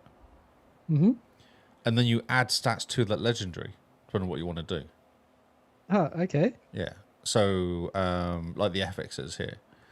So what they've got here, I've got a natural motion. So this one here, it's a permanent as well. So you can add it multiple times to different legendary items or rare items. Ooh, This is okay. natural motion, so it makes you faster, basically. And there's one here for bone splinters or bone augments, so you can add blown attacks to weapons. Nice. Yeah, so you kind of pick up these manuals randomly all over the place. Add something, then you can. It's a bit like I thought it was a bit like the Division 2 way of doing stuff, where you kind of go, I really want this bit here, and you add it, and you kind of have slots so you can add stuff to it. Okay. So it's almost like putting in gems, but with unique abilities. More permanent than that. Oh, cool. Yeah, because you temper your gloves with new manual items that are found. Adds one of 4 mobility stats: movement speed, evade cooldown, reduction, etc. You're lucky and get movement speed add stat added to your item before using up its maximum temper rerolls. You can add one more stat. Oh, okay, this is an example of one here. Oh, okay, so it's giving an idea here. So you defeat a boss who drops the gloves with 3 stat items on. Legendary and rare have one fewer stat than now. Okay, you're almost perfect for you, but you want to be tempered to as a blacksmith. You temper the gloves to a new manual item you found. Add 1 to the full mobility. And you're lucky, and you get movement stat speed added to your... Okay, so it's a random thing that you add. When you do temper, it adds something to it. 1 of 4 things. Okay. And you were lucky enough to get movement speed, which was exactly what you wanted. You can add 1 more stat, which you add bone splinters skill to shoot more projectiles. Then you can use Masterwork system to increase all the stats. So you can now go up to 12 levels of Masters. So it used to be 5 for the upgrades for gear. Now you can do 12. So they've increased how much you can actually Masterwork your stuff. Okay. Yeah, now you're the fastest necromancer that's ever lived, it says here at the end. Nice. Yeah, it just says you luck out and reroll the 4 major upgrades to your movement speed, increasing the stat dramatically. 1 stat jumps up every 4 upgrades. Okay. Biggest change is how you require you. So there's actually going to be less loot now. Less. Okay. Because there's so much rubbish when you pick up normally. Okay, that's a pity. It's not. It's insane the amount of loot you pick up. Because if you spend half time ignoring all the loot, because it's all stuff that you don't really want. So they're kind of dropping it down a bit. They've simplified it to flat bonuses for more damage, more health. So you get less stuff like, what do they call it? So when you're fighting, it says, oh, if you happen to have a dome around you, like a defensive dome, you get an extra 4 points of health or something. So they're getting rid of all of that now. Now it just says you have more damage or more health. Like it's just a set stat now rather than you have to be doing something for this to work. Does that make sense? Yeah, so it's just simplified. Yeah, no, it's okay. Simplifying is good because it was too complicated, and you're just looking at going, when do I have a dome? I have a dome randomly when someone hits me. So when I get hit, I get this. It's all just stupid things that they've gone right. We're just going to make it now flat bonus, damage or health. Stats like intelligence and strength will only drop on classes that benefit them the most. So the sorcerers don't see strength items, which is really good. It's such a waste of time seeing stuff that's strength. And you just change it, because obviously you don't want that. Legendaries in World Tier 4 will always drop at max item power, which is 925, I believe. So rather than picking up stuff which is just, picking up 700 gear, 750, it's like, well, it's pointless. I'm running an 820, 850 gear guy, and why would I pick up such low level? Uniques will drop in World 1 and 2. Uber uniques now drop from level 55 plus monsters. okay. Giving you build-defined items as you level up. Okay, that's good. I don't think uniques dropping much in World 1 and 2. I think they're story-based. I don't think you get them all running around. You can trade legendary unique items that you haven't crafted onto other players. Oh, that's new, because you never used to trade legendary unique items. Okay. So that's really good. Gold cost to reroll stats for enchanting has hit a cap instead of exponentially increasing. So how it used to work is you want to change one of the stats. The first time you do it might cost you 20,000 gold. You're like, okay, that's not too bad. Next time it'll be like 50,000 gold, then 100,000, then 200,000, and it would just get a ridiculous amount of money to keep doing it. So now it's just a cap. Oh, okay, So that's quite good. Yeah, that's good. So you can keep rolling until you get the stat that you want, I guess. That's the theory. Nice. Every legendary aspect in the game will be available as a codex of power. So what that means is when you strip out an aspect from a legendary bit of gear, so you say you pick up a shield that has something you want in it, you don't want the shield though, you strip it out. Normally you have this little stupid thing that you carry around with you. Then you use that aspect and add it to the next bit of gear, but now it's just going to be a part of the codex, which means you have it permanently. So as soon as you salvage something and you get like this shield bonus, you have it all the time. You don't have to keep finding legendary items when you want to move it to a different item. You don't have to go and kind of lose it. Did you ever see that in Legend you lose the aspect because you've used it once and it's gone? You can't use it ever again. Huh. Yeah, so now it will stick with you, which is great because obviously it's a nightmare having to carry it all. I used to carry loads of legendary gear around me all the time because I'm like, well, I might need this, but I don't want to rip it out until I actually need it. So I'll carry this helmet around with me until I actually need to use the aspect. And I've got a whole full of like, what do you call it? A store full of gear that I don't actually need. I just want this stupid stat on it. And also, if you pick up a better bit of aspect with something better, it overwrites the one you've got already straight away. So you don't have to carry two of them. One slightly, but it might be better. So, you just go, it just overwrites it. You just strip it out, overwrites it. Okay, interesting. Yeah. So that's really good. Man. Yep. So it does seem like there's a lot of changes going on. There's a huge amount of changes, yeah. What else we got? Endgame and so activities have been upgraded for the endgame stuff as well. Helltide is on all world tiers now with more monsters and new summonable bosses. This is cool. So did you play the vampire one? I played a bit with you, yeah. Yeah, so that was quite cool because you'd get chased around basically. If you do more and more stuff and don't die, you get chased by vampires and they appear and attack you, don't they? Yeah. Yeah. So there's a lot more surprise attacks like what do you call it? Traps, I guess. They're doing that in Helltide now. So if you hang out in Helltide for ages and kill lots of stuff, you will attract something really big and scary to come and kill you. So, because for Helltide, you can just run around killing things. It makes no difference. Like, nothing really cares. You just do it. But now it will actually follow you. So they're going, well, this is really cool. Vampires. The stuff in Vampire is really good. So we're going to take bits of it and actually improve Helltide. Huh. Yeah, it's kind of cool. You're obviously annoying someone. You've kind of you've been noticed by some sort of boss. It say that, doesn't it, Vampire one? The vampires have noticed you, it says at one point. Mm-hmm. And then, then they're like, the vampires are after you. You're like, okay. And then 3 of them appear and try and take you out. Okay. It's cool. That's pretty cool. Yeah, Andriel is a new boss who's actually from Diablo 2, I believe. Drops the same items as Juro. Ah, yes. Yeah, she's the first boss in Diablo 2. Oh, she's the first boss, is she? Okay. Yeah. Pit of Artifice, House Time, Ramnar's during increased difficulty. Okay, so there's a like a pit. It's like a random dungeon run. It's got a difficulty over 100 tiers. Jeez, okay. So that's insane, yeah. New tormented bosses will have higher a chance to drop Uber uniques and will drop a resplendent spark. You need 4 to craft an Uber of your choice. Oh, that's cool. Okay. So that's the next level up, isn't it? 'Cause you're getting like bosses, then I guess Uber boss, and then there must be tormented ones for the next level now. Oh, word. Flip. Okay. That's good. Class changes. Some way of aim to legitimize weak builds like minion necromancers are coming too. Oh, okay. So there's boosting up all the it's also boosting. It's great. Buff, don't nerf. That's what they've gone. Yep. Always buff, never nerf. Yeah. And if they're gonna do the minion necromancers, then they're like a pair. Yes, I got like level 32 hardcore minion necromancer. Oh, nice.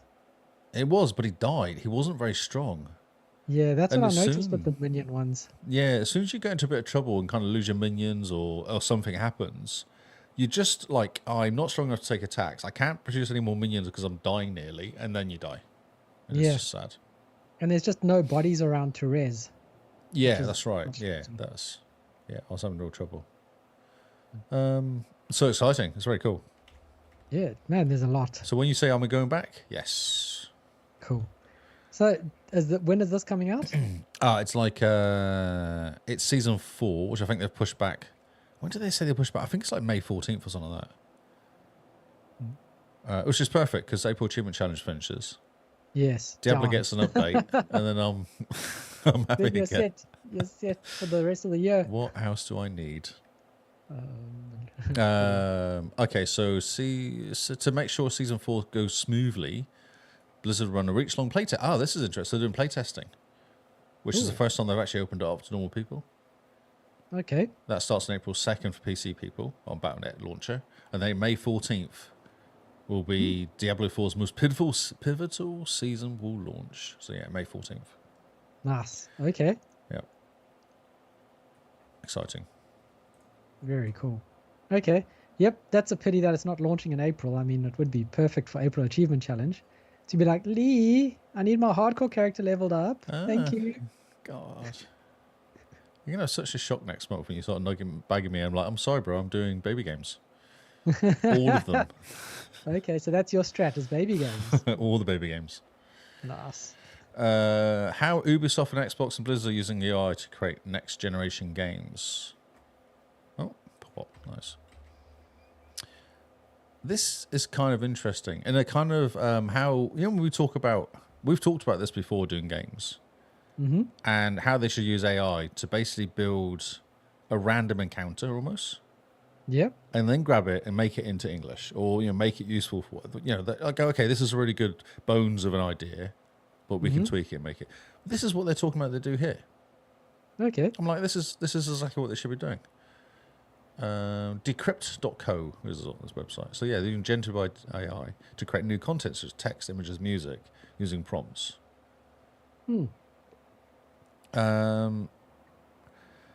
Blizzard, what do they say? They've got an internal AI tool warning employees not to use third-party AI, which is kind of interesting, to prevent links of confidentiality, company data, confidential company data and IP. Some of the employees said the AI did a bad job of catching in-game bugs and issues when it's tested on, which is also interesting. So they're obviously double-checking what they're doing as they go. Yep. They're doing it for experimenting with AI to create in-game character rendering. Okay. Yeah. Cool. Square Enix is using it as well.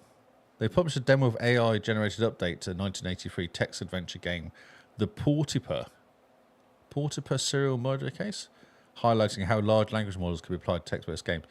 This is awesome. So you remember back in the day, you're playing a game, you go east, open door, examine, monkey, just typing this. You have to be very, very specific in what you type. But now you chuck in an old game, like an old mud game, and type in, I really want to look at this wall. And it knows exactly what you're talking about. I was like, that's incredible. That's a good idea. Yeah. I was like, that's amazing. Man. Yeah. Oh, yeah. I was like, oh, that's brilliant. Okay, so yeah. So that's what they've been doing. They've been messing around with text-based games, making them usable and not so restricted, I guess. Yeah, that is really cool. Yeah, it is really cool, isn't it? Yeah, I thought that was really cool. Yeah, there's so many games out there as well. There's no Lord of the Rings game I used to play, which was basically a picture. Gandalf went east. I remember Gandalf always went east. And that was the last time I ever saw him because I get lost in the Misty Mountains. As a kid, I could never work out how to get across the Misty Mountains. Oh, that's amazing. Yeah, Gandalf just left you. Because right at the beginning of The Hobbit, he comes, he goes, oh yeah, we're going to go on a mission. Great, I've got to go. And you're like, oh, okay. I'll hang out with these dwarfs then. Okay, fine. They also confirmed that AI generated Mid-Journey for the creation of the next big game. Colourful PlayStation, PS4, 5 shooters Foam Stars. They use Mid-Journey to generate the in-game album artwork for the original soundtrack. Everything else is human created, they say.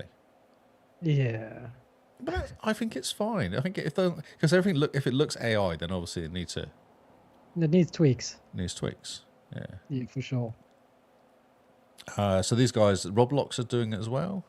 They've got some new generative AI tools in February 2023. So doing called Code Assistant Material Generator. So doing automated code tasks for generating helpful code snippets and creating object textures from prompts. So they're fully getting into it there. Oh yeah. Ubisoft announced another Ghostwriter. So AI tool lets them develop games and generate first drafts of non-player characters, dialogue. Colloquially, such as barks. That's what they call, allowing writers to focus on story development. So they're just knocking out AI stories, the side stories, aren't they? Yeah. That's what they're knocking out. I mean, imagine that, like, you have a game like Cyberpunk, for example, and you just have each character with ChatGPT on the back end, and you can just go and have a conversation with anyone in the city about anything. Oh, see, it's better than that. You can actually load in, this is the world of Cyberpunk. This is exactly what people can do in Cyberpunk. This is all the characters in Cyberpunk. And I need to create some stories off the back of it. Yeah. Off this character called Bob. And it's all right. Bob, they know, because you've loaded all the information about Bob, they already know what Bob does as a job, where he lives, and all that, so they can kind of create a story around the back of that. Yeah. And just procedurally generate a story. That's cool. His ultimate goal is give designers the ability to create AI systems tailored to the specific needs by using a back-end tool called Ernestine, for creating large language models of their own, like Ghostwriter. Yeah, using backstories. Hopes I'm used to building characters' hopes, dreams. Microsoft heavily investing. Well, we know what they're doing. $10 billion investment in OpenAI. Yep. They were reducing set about AI tools because they want to be the guys that you use to make stuff, don't they? That's what they want to be. Yep. For sure. That's use our tools. Use And our then tools. they've got business. We are a service. AI designer Copilot is obviously what everyone to use. Mm-hmm. And then NC Soft voted. What are they doing with it? They're doing AI generated voices. Oh, interesting. Yeah, so AI text-to-speech synthesis technology translate text into human speech as well as reproduce an actor's way of speaking, accent, and emotions. Man, okay. Voice-to-face technology to add facial expressions and lip sync to the dialogues. Which is kind of That's going to scary. be fantastic. Yeah. Then NVIDIA doing it as well. They released a demo of their Avatar Cloud Engine ACE, brilliant, for games in May 2023. So it does AI generated rendering of a ramen shop and an NPC behind the bar speaking with the player. Yeah. Cool. I think we're on like the precipice of a AI revolution happening here everywhere in the world. Yep. It's going to be very interesting to see how games take part of it. Yes, for sure. Yeah. I've just noticed how much news I've got. It's a lot of news. Is it just because we're spending quite long on these news stories? Obviously, I had an interesting news week this week. It's been a long news week, and we're also recording 2 days later, so... Oh, true. I like this one because it made me chuckle. Killer clowns from outer space. Yes, I saw this pop up on my Xbox yesterday. Oh, did you? Excellent. Amazing. So PAX East this weekend is what it says here. When was this? March 22nd, so a few days ago. And they did a gameplay overview and tips. I don't know if we can go through all of it, but it just made me chuckle. So they have the humans. They've gone through every single character type here. Amazing. And what you can actually do. It's really, really in-depth. It's from IGN.com. Comes with all the different killer clowns. They have different powers. I think the idea basically is you're a human. If you're a human, be quiet. Yep, Try and find some way of escaping. There's a boat, there's a gated exit, there's a portal machine, there's a bunker. Cotton candy blockage stops stuff being. You have to blow up the cotton candy to get to whatever it's blocking. And everything can do 3 humans at once as well. Like boat can hold 3 people. The gated door will let 3 people escape. Like it just.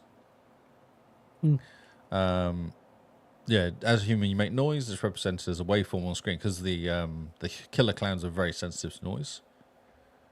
Interesting. I didn't think clowns were very sensitive to They've noise. got big ears, though, haven't they? Scavenging everything you can find, look in containers, search around. You can basically find keys. Because, like, if you want to do the boat, you've got to find a spark plug and get some gas. So there's all sorts of stuff like that. There's also a meeting point as well. Oh, which will give you helpful items. Oh, okay, cool. But of course, the clowns know where the meeting points are, so just be careful. Oh, incredible. There's combat, there's melee weapons, there's firearms, there's throwables like bricks and baseball bats, and then the clown, there's health and stamina. Resurrection machines, human dies, live human can use a resurrection machine to bring back from dead. There's lackeys. Lackeys work for the clowns. They're humans that work for the clowns. So they kind of... they also, if you make a noise, the lackey tells the clown where you are. Oh, that's amazing. So the main idea of the clowns is the main goal is to hunt down and kill 7 leftover humans. So that must be the end of the game. He wants to do 7. They can also harvest cotton candy cocoons, bringing cocoons to the lackey generators around the map. That's just sound pings really good. Harvesting the cocoons. It's amazing. The clown weapons, they have a cotton candy ray gun, a mallet, boxing gloves, and popcorn bazooka. I like the popcorn bazooka. Yes. Oh, and respawning. Clowns are vulnerable to attack, but if killed, will respawn. So Can you play as the clowns? I got a feeling you do one or the other, yeah. I think it's like, yeah. That's I think exciting. that's how it works. Brilliant. Tricks, they got LOL. Laughter is really the best medicine for clowns. With laugh out loud trick, they can heal each other. They can heal. Ah, The my word. finger lure is the ultimate use of the finger lure is trick to catch humans in a hypnotic trance and pull them towards you like a beckoning clown. Pizza box, great for camouflage, sneaking up on human surprise attacks. Balloon dog, a trusted balloon shot dog that Spiky can whip up at no time at all. This cute little companion will sniff out humans and help the clowns track them down. I was like, this looks incredible. Oh, what a cool game. What a cool My game, word. indeed, yeah. Oh, so good. There's a game here that talks. So this is kind of cool. So there's a stop motion game called Harold Halibut. It's coming out. Stop motion narrative game coming out on Game Pass on April 16th. Okay. Yeah, it looks really cool. Have they got a video of this one here?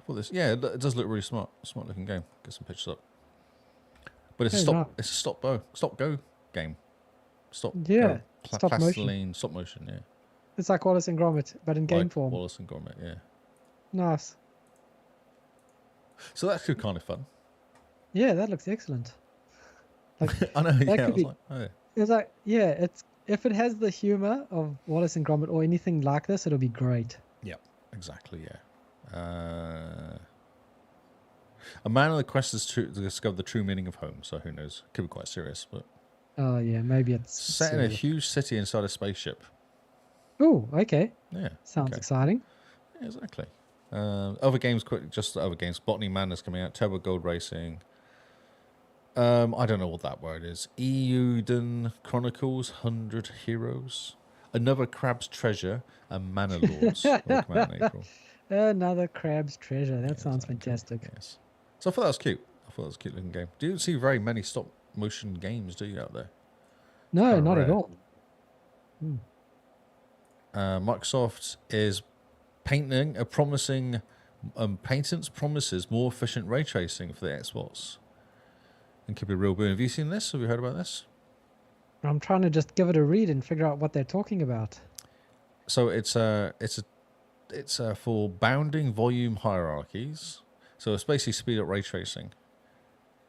It uses same texture as the level of detail applications. Same approach. And it's good for cards that aren't blessed with tons of VRAM. Okay. That'll be good. Yes, exactly. Yeah. So it's a patent to reduce the memory footprint of the meshlets. Small groups of polygons used to mesh shaders. Mm-hmm. So they shrink them down so it's not so big. That means you can have. There's the average size of 27:7. The average size was 15 to 20 meg for these meshlets, or TLAS is only 15 to 20 meg. So the BLAS is running at hundreds of thousands of megabytes. So if you have 16 gig or more VRAM, it's fine. 8 gig or less, and you start to have trouble. Oh, yeah. Yeah. Okay. So the idea of this is it reduces it down, basically. Okay. That could be pretty interesting to see.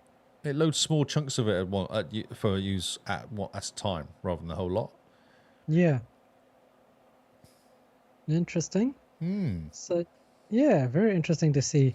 I wonder why they say for Radeon cards instead of NVIDIA cards. I wonder if NVIDIA cards use different technology for their ray tracing. Interesting, yeah. Well, those what the BVH is or whatever it is. Yeah. BVH. Maybe they don't use BVH. It doesn't say, does it? Interesting. Yeah. So, ray tracing. Where do you stand on it, Lee? Would you think ray tracing should be pushed as hard as it's being pushed, or do you think we should just focus on better graphics? Because ray tracing, as interesting as it looks, it's very expensive to run.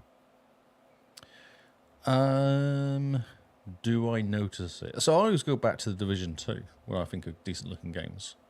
Yeah, Div 2 looks amazing still. Yeah. So does that have ray tracing? I don't think it does, does it? It just has really smart lighting. Yeah. Yeah. So there you go. Hello, Oz. That's what I think. I think you're right. They should just be concentrating on doing graphics that are really good, because you don't need ray tracing if the graphics are amazing anyway. Like Cyberpunk's a good looking game. It hasn't got ray tracing in the Xbox. Oh, you played it with ray tracing mode though. It's 30 FPS, didn't you? I don't remember. I have no idea. Yeah, I remember you playing it on ray tracing mode because your one screenshot with the smoke looked amazing. Oh, that's right. Yeah. So that's got ray tracing. Okay. Yeah. But still, I think, we need to, as a society, we That's need right, to as a society. come together and figure out what ray tracing is, because at the moment it's like ray tracing is this amazing Halo thing that they can just slap on anything Well, at the moment. remember that Matrix game that came out, the Matrix demo that came out? Yeah. So that's what we need to be looking at, surely. That's where we should be going. Yeah, I mean, that looked super realistic once you took off the green filter. Yes. And that, I mean, that also only ran at 30 FPS though on the console. Yeah, I don't notice the FPS thing. It doesn't bug me. So Yeah, FPS really does bug me. I know. Yeah. But yeah, it's an interesting tech. I think we're going down an interesting path, but I wonder if maybe the ray tracing is a distraction from actually improving graphics as much as we could be. So important for AMD graphics processors because unlike the NVIDIA GPU, they don't have dedicated hardware for accelerating the transversal process. Instead, it's handled by computer shaders. Both vendors do specialized unit for testing. Okay, so that's what it is. They don't actually have the same hardware as the NVIDIA. So the NVIDIA is more efficient then, because that is dedicated hardware for doing transversal process. Yeah, NVIDIA is very good at their ray tracing. Okay. So yeah, it's interesting. AMD and NVIDIA went down very different paths for ray tracing. But yeah, I think, like you say, look at Div 2. It looks amazing. Look at games like Gears 5, Gears 4, still look really good. Yep. So I definitely think ray tracing seems to be this pie in the sky thing that's, hey, you want a game that you played at 100 FPS to drop down to 20? Turn on ray tracing. So is that the next Xbox then, is it? Ray tracing. Well, powerful enough to run it at 60. Yeah, I think so. Because that's a jump. That's a big enough jump, isn't it? Yeah, for sure. But yeah, we wait and see. Ray tracing, in my mind, is just, it's too expensive. It takes too much impact on the game for the benefit you get. Ray traced audio, I can understand. That makes a huge Dolby difference if you have like Dolby Atmos and I think stuff. that's an issue with licensing with that, though, isn't there? There's a weird licensing issue with that. Oh yeah, Dolby and their licensing. Don't go down that path. Don't go down there. Okay. So yeah. Again, Division 2 though has really good audio. Oh, fantastic audio.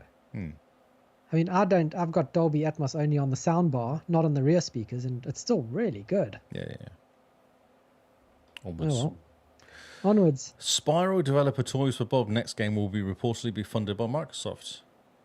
Yes, now, this is good. Indie studio. It's very interesting, isn't it? So Toys for Bob left Microsoft or Activision, which we reported last week, did we? Maybe. Yes, I think we did. And now it turns out that they're working with Microsoft, is what they said when they left. Everyone was like, "Oh yeah, sure you are," but no, they're actually being sponsored or paid for by Microsoft still, even though an indie dev. Yes. This is not completely unusual for Microsoft, though, is it? They do this quite a lot for little indie companies. They did it for Moon Studios for Ori. Yeah. And the rumor is that this is going to be Spyro 4. Yeah, that's right. I did see that. But then I thought, how can it be? Because doesn't Microsoft own the franchise? Yeah, but they're licensing it to Toys for Bob. Toys for Bob to do it, yeah.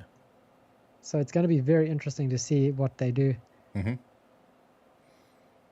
So it's cool. I think this is okay. Microsoft do this. Yeah. I mean, Microsoft own the franchise. Microsoft own the IP. And they're just allowing the company to work on it. And who knows, in what, 2-3 years, Toys for Bob might announce, we're joining Xbox. But they might not want to, though, because the Moon Studios never have they? They've been doing their own thing. Yeah, Moon Studios haven't. But I mean, Toys for Bob might be a different one. Yeah, I don't know. I think Microsoft are happy, though, not to have these companies, surely. Oh, Responsibility is not with them, then, is it? It's just like, here's some money. Give us a game when you finished, and everyone will be happy. Like, it'll just be... Yeah. And I think after the problems with Scalebound, the contracts that Xbox have with game developers now is probably ironclad. Yes. Yes, for sure. Skylines 2. This is I brought this in because I could talk to you about this, really. Skylines 2, first post-DLC beach properties, is out now. Players are not happy. This is a disgrace. What are they saying? I don't know if you knew about it. So Skylines 2 came out in October. And it's a bit broken. Very, very broken. Yes. And I'm sure we spoke about one of the reasons why it's very broken is because they're rendering every individual's teeth in high res. So everyone who's running around your city, they have teeth for some reason, and the teeth are like stupidly high res, very, very tiny polygons that have to be calculated. So for $10 US, would you buy an expansion which contains 6 houses, 4 trees? It is not on the beach. So basically, for $10, you get. It doesn't fix the game in any way. No changes to the game whatsoever.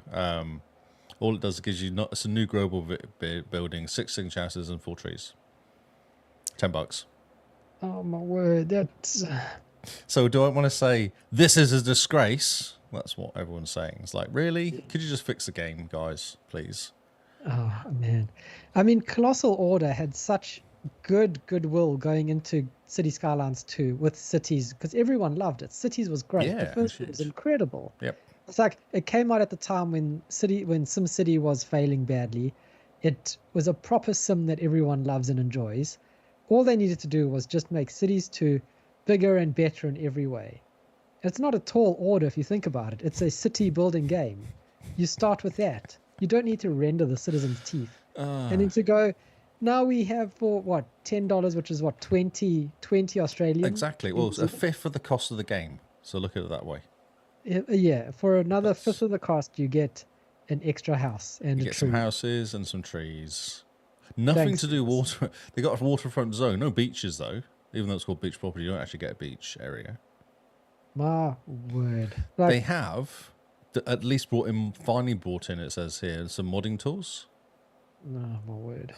But you can't import the moddings from the original game. And it's something to do with Steam Workshop, which is not actually their modding system. It's Steam Workshop's modding system.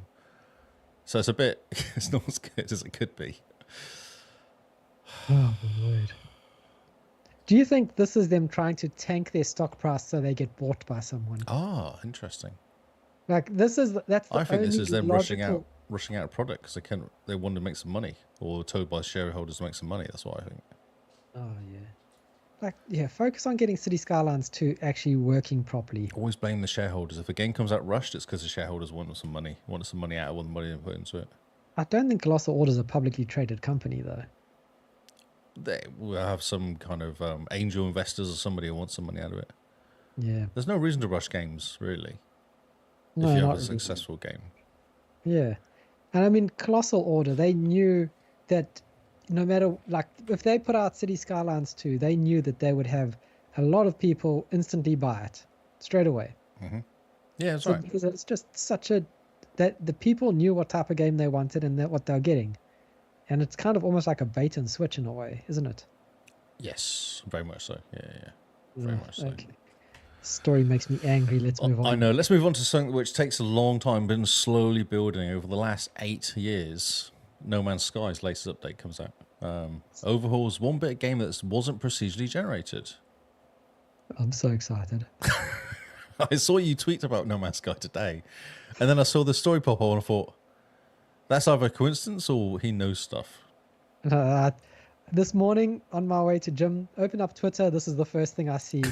And I'm just like, another No Man's Sky free update. Update number 27. 27, yeah. So they're doing this. So good. They're doing the space stations, now procedurally generated space stations. And you can now mess around with your little big ship thingy that you built. You can do edit to it while you're sat in the space station or something. Yep. So custom ships, you can build your ship now. Yes. Space stations look different. They've got like little nooks and crannies you can explore now. They all look different on the It's all inside. procedurally generated on the inside, yeah. Yeah. Oh my word. This update is just so good. Look, you But- can build a ship. To be fair, To be fair. how amazing is this game really? Like, No Man's Sky have just put out. When's the last update time they after charged update. anyone money for this game?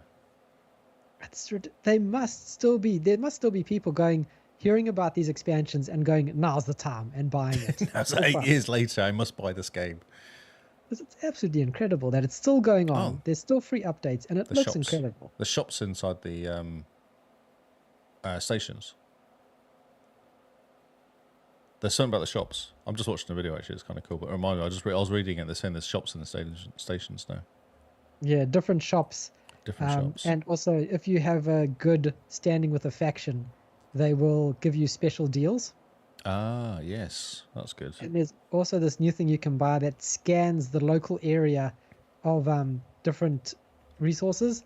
So you can go, oh, silver in one jump over is selling for 200% more than it is selling in this system. Oh, buy all the lots. silver, Buy. jump across, buy lots of money, sell it lots of money. And basically, it's really good for traders if you're. Because that was a nightmare. You're like, oh, that looks like a price. I've no idea if it's a good price or a bad price. And they've got lots of it. At least you write it down, you know. Yeah, and who does that? Exactly. Kyle. And now we've got guilds. And guilds, yeah, overall the guilds. S- Yes. Guild systems deeper in general. You can progress and increase your standing with a guild that will change. A more active part of the wider game. And if you go to their website to look at the patch notes, it is insane. Oh, I haven't actually looked at that. There's a lot. Let's do it live. Let's do it live. There's a lot of patch notes. Oh, that's some The cool Starship pictures. customization's very Reputation cool. discounts. Oh, yeah. Total spaceship redesign. Trade surges. Starship customization. Space station variety. Atmosphere. Oh, wider range of atmospheric lighting arrangements. That's true, because they're always grey, weren't they? This, yeah. Very good. Salvage ship parts. Yeah, so you can take ships apart and then use it on your new ship. Yeah. Ah, it's like Lego. Screen space reflections. Reflective surfaces. Ooh. Fleet missions. Ooh, that's exciting. Fleet frigates. Going to send on missions. Yes. Guild We need to- awards. The next community mission they've got going, we need to jump into and have a play. I haven't Because played they in a have long some time. Awesome. really good rewards for it. Yeah. Stations merchant refresh. This page is quite big too. Space station base parts. So you can do stuff like that. Okay. Unique stations. Talks about that. Front end UI improvements. Guild envoys. Switch starships aboard stations. Ah, okay. Handy. Starship colors. Who doesn't want colors? Buddy. By now, 4.6. So there's all the information in words. And the really cool thing I like as well that people skip over quite a bit. They've got the UI improvements, like the front end where it's got. So you're saying people, you screen mean me? Is that what you're saying there? yeah, well, so like the screen, the loading screen where you choose what type of game you want to play, whether it's creative, normal, relaxed, custom. All those screenshots there. So yeah, watch this. That you're obviously I'm not watching remember. it. So the they're screenshots moving. there. Yeah, they're like creative. The background images there, those are all screenshots from the community. Oh, that's cool. So some people take screenshots, upload them to Twitter, and if they've been good, the developers contact them and be like, look, can you send us the original? We want to use this in our menu system. And so each update, they change these backgrounds based on what cool Pretty screenshots the pictures. community have taken. That's kind of cool. So good. This game, Lee, man, I was reading it today and I'm like, why am I sitting at work? I could just go home, you know. I got a bit of a cough. I need to go into space. I got no mask on my cough. Yeah. It's in a mess vid. Okay. You remember that game called South Park? Yes. They've got some cool looking Xbox Series X consoles out, which you can win. They look amazing. So you basically have 4 different consoles for 4 characters. 4 different controllers for all 4 characters. They look awesome. Oh man. It actually looks a bit like Snoopy and Peanuts now, for some reason. I don't know why. I've got a Snoopy and Peanuts vibe going on there. Yeah, no, you're very strange. Really? Am I okay? Is it just me? Yeah, have a look at them. They're awesome. Awesome looking. I don't know. I'm not sold on them. The Really? controllers look like they're wearing pants. Look, they're buried in snow. Yeah. I think they're really cool. They're really awesome. Which one would you choose if you got one? Cartman, probably. He's always the best. He's always the angriest and always the best character. He looks like Robin Hood for some reason as well, which is kind of weird. Funny. So this is to celebrate the new game Snow Day coming out. Snow Day, yes, that's right. What is Snow Day? It's a game coming out. Oh, really? It's new. Ooh, that's exciting. The special South Park themed Xbox Series X systems are very ice. Microsoft celebrating the launch of the Snow Day. South Park Snow Day with 4 limited edition consoles based on the game. It's only a mini game though, isn't it? It's not a full game. I'm trying to figure out what it is. It looks like a card game. 7 things to know before you play.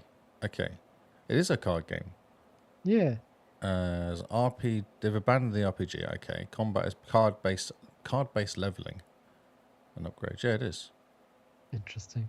It's like some kids drawing the cards in as well. It's awesome. It looks hilarious. Yeah, like if kids wanted to make magic cards. That's right. Backstab. Oh, that's fun. You deal 50% more damage with daggers. Literally scribbled with someone's pencil. So good. Yeah, it's a card game. But there is some 3D-ness about it as well. Yeah, it's very strange. Kyle in the fight. It's like mini games, is it? Yeah, it looks very strange. You need tons of dark matter. Oh, that's good to know. Fire all the cannons. Find Henrietta for more bonuses. Ooh, okay, that's a good... Be a good teammate. Oh, isn't that cute? Always revive down teammates. AI teammates can get stuck in weird places or get wiped at once. Frustrating as it is, your odds are better if you revive them. It's not like Gears 5 then. That stupid guy who doesn't know how to stay alive or shoot a gun. Yep. Hopefully the new AI will... Someone just needs to stop it. That level was so frustrating with that idiot. It just kept dying. Okay, final 2 stories. Okay. I might actually say the final story. I'm not sure we're going to talk about the last story. I might just drop it. Yeah, drop it. Let's do the one last story. One last story. Take-Two is acquired by Borderlands maker Gearbox from Embracer for $460 million. This is amazing, isn't it? Yeah, Take-Two Interactive has purchased Gearbox from Embracer for $460 million. I don't know how much they bought it for. So Embracer bought it for 1.4 billion with a B. Jeez. Just 3 years ago. Wow. Okay, that's a decent saving. Yeah, that's like $1 billion off. Yeah. So Embracer said the deal with Take-Two would cut its debt by about 3.2 billion, 300 million. Oh, okay. So okay, cool. Why are they talking in crowns? That's so confused. Oh yeah, very strange. It doesn't say how much debt they've actually got. Yeah. So what's Take-Two make? Take-Two, aren't they like NBA 2K? 2K, that's wrestling? right. Yeah. Yeah, 2K. Interesting. 2K. Borderlands. 2K do Borderlands. What it will be now? Well, yeah, Borderlands is Gearbox, but 2K was always the publisher for Gearbox in a weird way. So it's not strange or different. It's just interesting. It's interesting. The $1 billion they've taken a run on. Big billion hit. A hit. Yeah. Yeah. Yeah. Who else were we talking about? There's someone else, wasn't there? Was it just the Tomb Raider guys that we're talking about? No, wasn't we talking about 2 companies? There was a Gearbox and there was someone else that were going to leave. Because this Gearbox came up. Yeah, there's another one that they sold. Was it the Tomb Raider people? Was it Tomb Raider that left? Oh, they went out on their own, didn't they? Was it the Tomb Raider guys though? I don't think it was. I think it was someone else. Yeah, it was someone else that disappeared from them.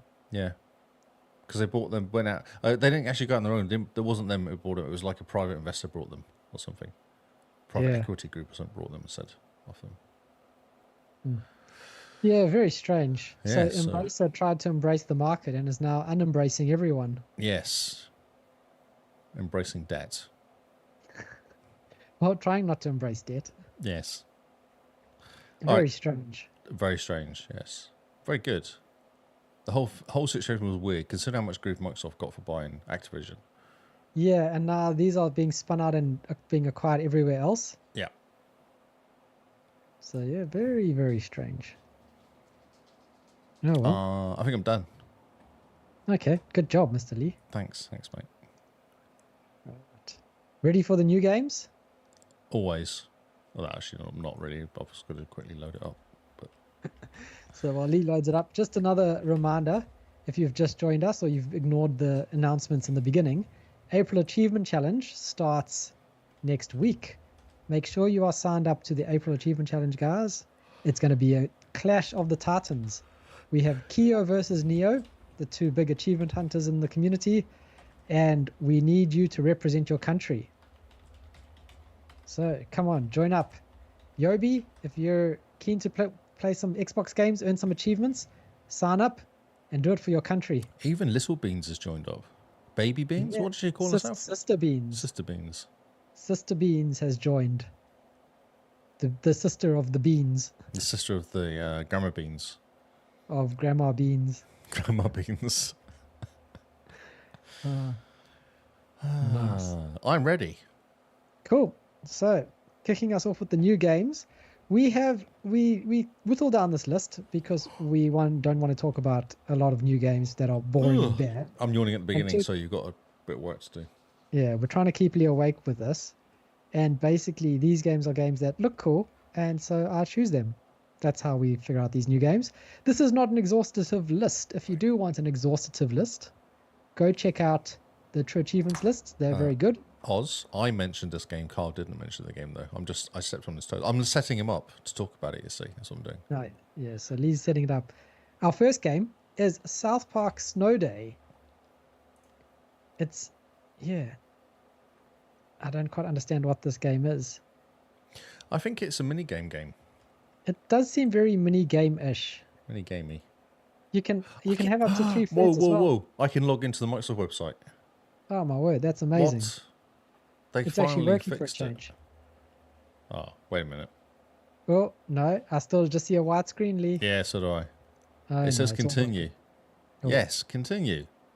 Well, it's also broken on my side. It's just stuck on loading, so Oh, here we go. I think you have broken the website. You're welcome. Thanks.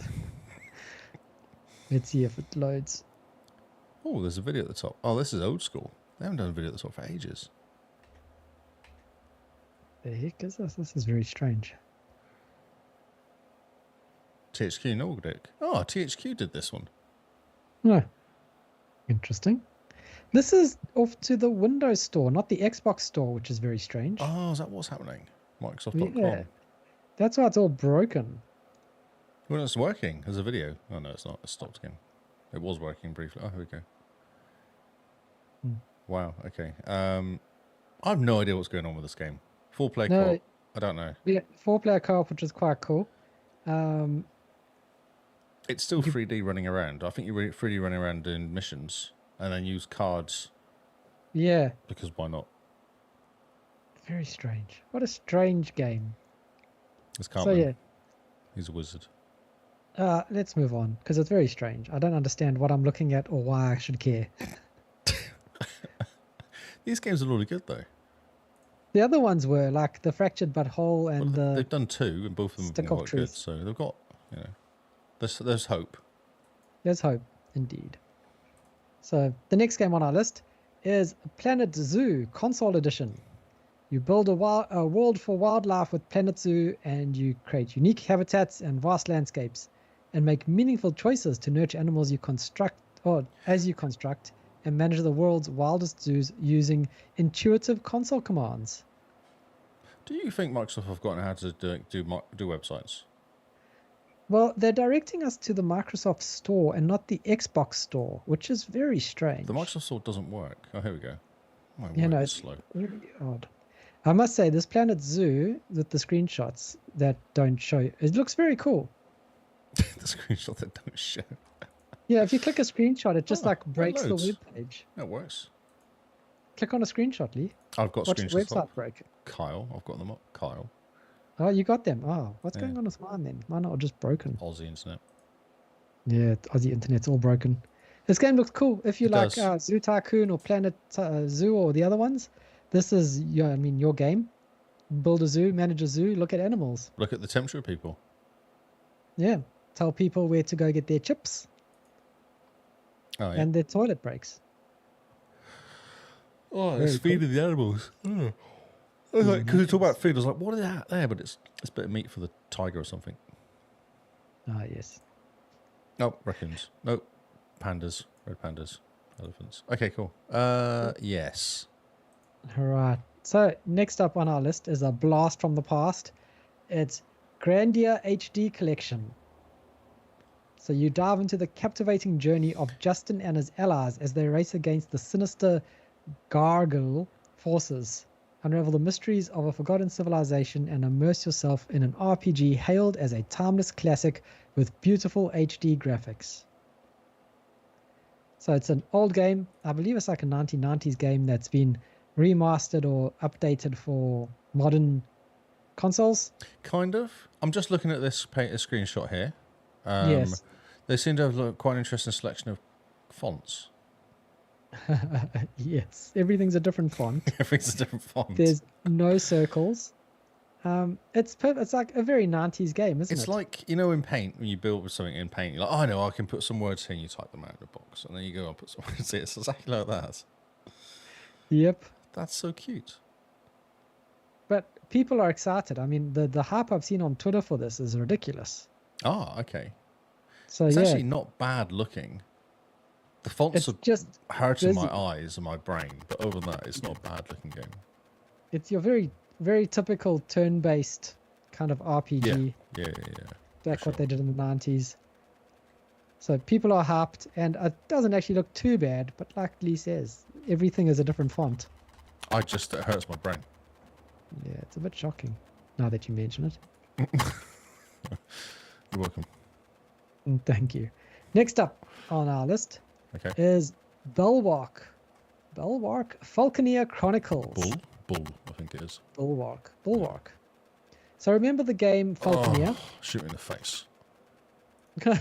You don't like the game Falconeer? No, it's a stupid game, isn't it? No, that's Airy. That's Oh. Airy that you're thinking of. Falconeer is the good one, where you fly the bird with missiles. The good bird flight one. Yes, the good one with flights. This is set in that universe. It's an open world builder with freedom and expression at its core, allowing players to build sprawling towns, spires, and fortresses that Okay, become Mr. hubs for Marketing trade. person. This is what's written here. I know. It's just written by a marketing person. It does, doesn't it? It looks very cool, though. It does. I'll give you that.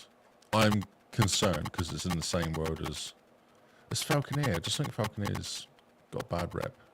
No, Falconeer was a really good game. It was like an Xbox exclusive for a while. You're thinking of Airy. Don't think of Airy. Oh, it's the same people, isn't it? No, completely different people. Okay. This is actually a good game. Okay. Or this will be a good game. You will be good. Something's going on with your mic. You're sounding extremely deep and underwaterish. Oh, hello. Is it better? Still sounding a bit underwatery. Is that better? There we go. That's much better. Okay. That was exciting. I Lee was just decided excited. to- I just want to go in water. Yeah. Just decided to take the bit mic into the bath. Yep. Quick shower. The next game is The True. Now, this game is here because it is absolutely fantastic. It's not though, is it? Wait until you see the screenshots. man. I'm looking at the screenshots. Oh my word. How good does this game Talking about seriously. Talking about really bad font usage. Again. Oh my Where's your word. fonts this week? Yeah, no, the fonts are very strange. So, The True, a spin-off of Laws of Machine. You play as a young girl named Sarah who has to find out what happened in Robotech Lab. To figure out what really happened in the lab, you have to reach underground Ascendo Lab, where the trail that Sarah found in the memory of a robot DR12 leads. Wow. So if you remember how Alone in the Dark looked back in the 90s, Yes. this looks This slightly is better. so much Lone Dark vibes. It's so good. Like the camera angle, that's the camera hiding in the corner of the screen. Everything's very square. There's Oh, no the old round vanishing point, corners. mate. Lots of vanishing points going on here. Oh, look at that. Oh, wow. Okay, cool. And it's called The True. So you just know when they put that much effort into the name, how good this game's going to be. I'm confused by the True as a name. I don't understand. Yeah, Sam, I'm also unsure. It's also on sale for under $10. $10, yeah. And it's new, so yeah, it might be a nice easy completion for everyone in April Achievement Challenge. Player has a portable teleport gun. A portable teleport gun. Portable teleport gun. Okay, cool. It's amazing. Okay, let's move on. This game looks really cool. Stasis Bone Totem. Actually, no, I looked at this and I was like, this looks cool. Okay. So experience a excited. thrilling underwater adventure with classic point-and-click gameplay. Explore with 3 characters simultaneously. Ready for a journey to hidden places deep below the waves? Question mark. Yes. Yes, I think we are. It looks like, if you have a look at it, it's a very modern kind of point-and-click. Really cool graphics. See, really the fonts nice interface. work with this one. Yes. Yeah, they chose a font and they stuck with it. Good fontage. Good thing. Thank you. I'll try. But this looks like a really cool, like old school point and click with updated graphics, like a really cool story. It's just something different. I you like know? it. I like it. Yeah. I mean, I was ready to write this one off until I started looking at it and watched the video, and I was like, actually, this is cool. Why don't we have more kind of modern point and clicks? Oh, yeah, for sure. Like, you know, the ones where you use the key on the rope on the door, try to figure out what's going on. I want to watch a video now. You said you watched a video and you were quite impressed. Well, put the video on for a bit. So everyone who's watching gets to see the video with us. Yeah, it's got a very good opening video looking wise. Like really cool graphics, isn't it? Jeez. Yeah, I was quite impressed with the graphics. For a point and click, it's actually really cool. They've done a good job on the, what do you call them? The movies? The CGI. CGI, yeah. Done a really nice job. So really nice job. An interesting premise. I mean, its description starts off with Metascore 85%. Adventure game is 90%. So okay, so it's a Steam game. Yeah, it's for Steam. That's coming to Xbox for the first time. And the review for it says, if you are a horror fan or an open-minded gamer curious about the game's unusual themes, this is an easy recommendation. It does look cool. I like it. It's so different. Yeah. This is what I really like about certain indie games, is that they go in a very different direction, and you go, this is a really good idea.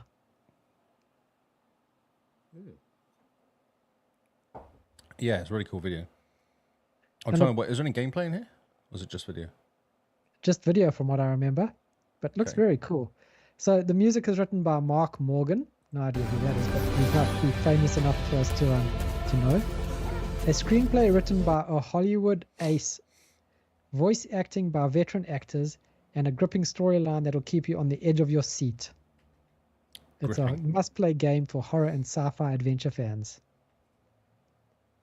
Yeah, I like it. Good work.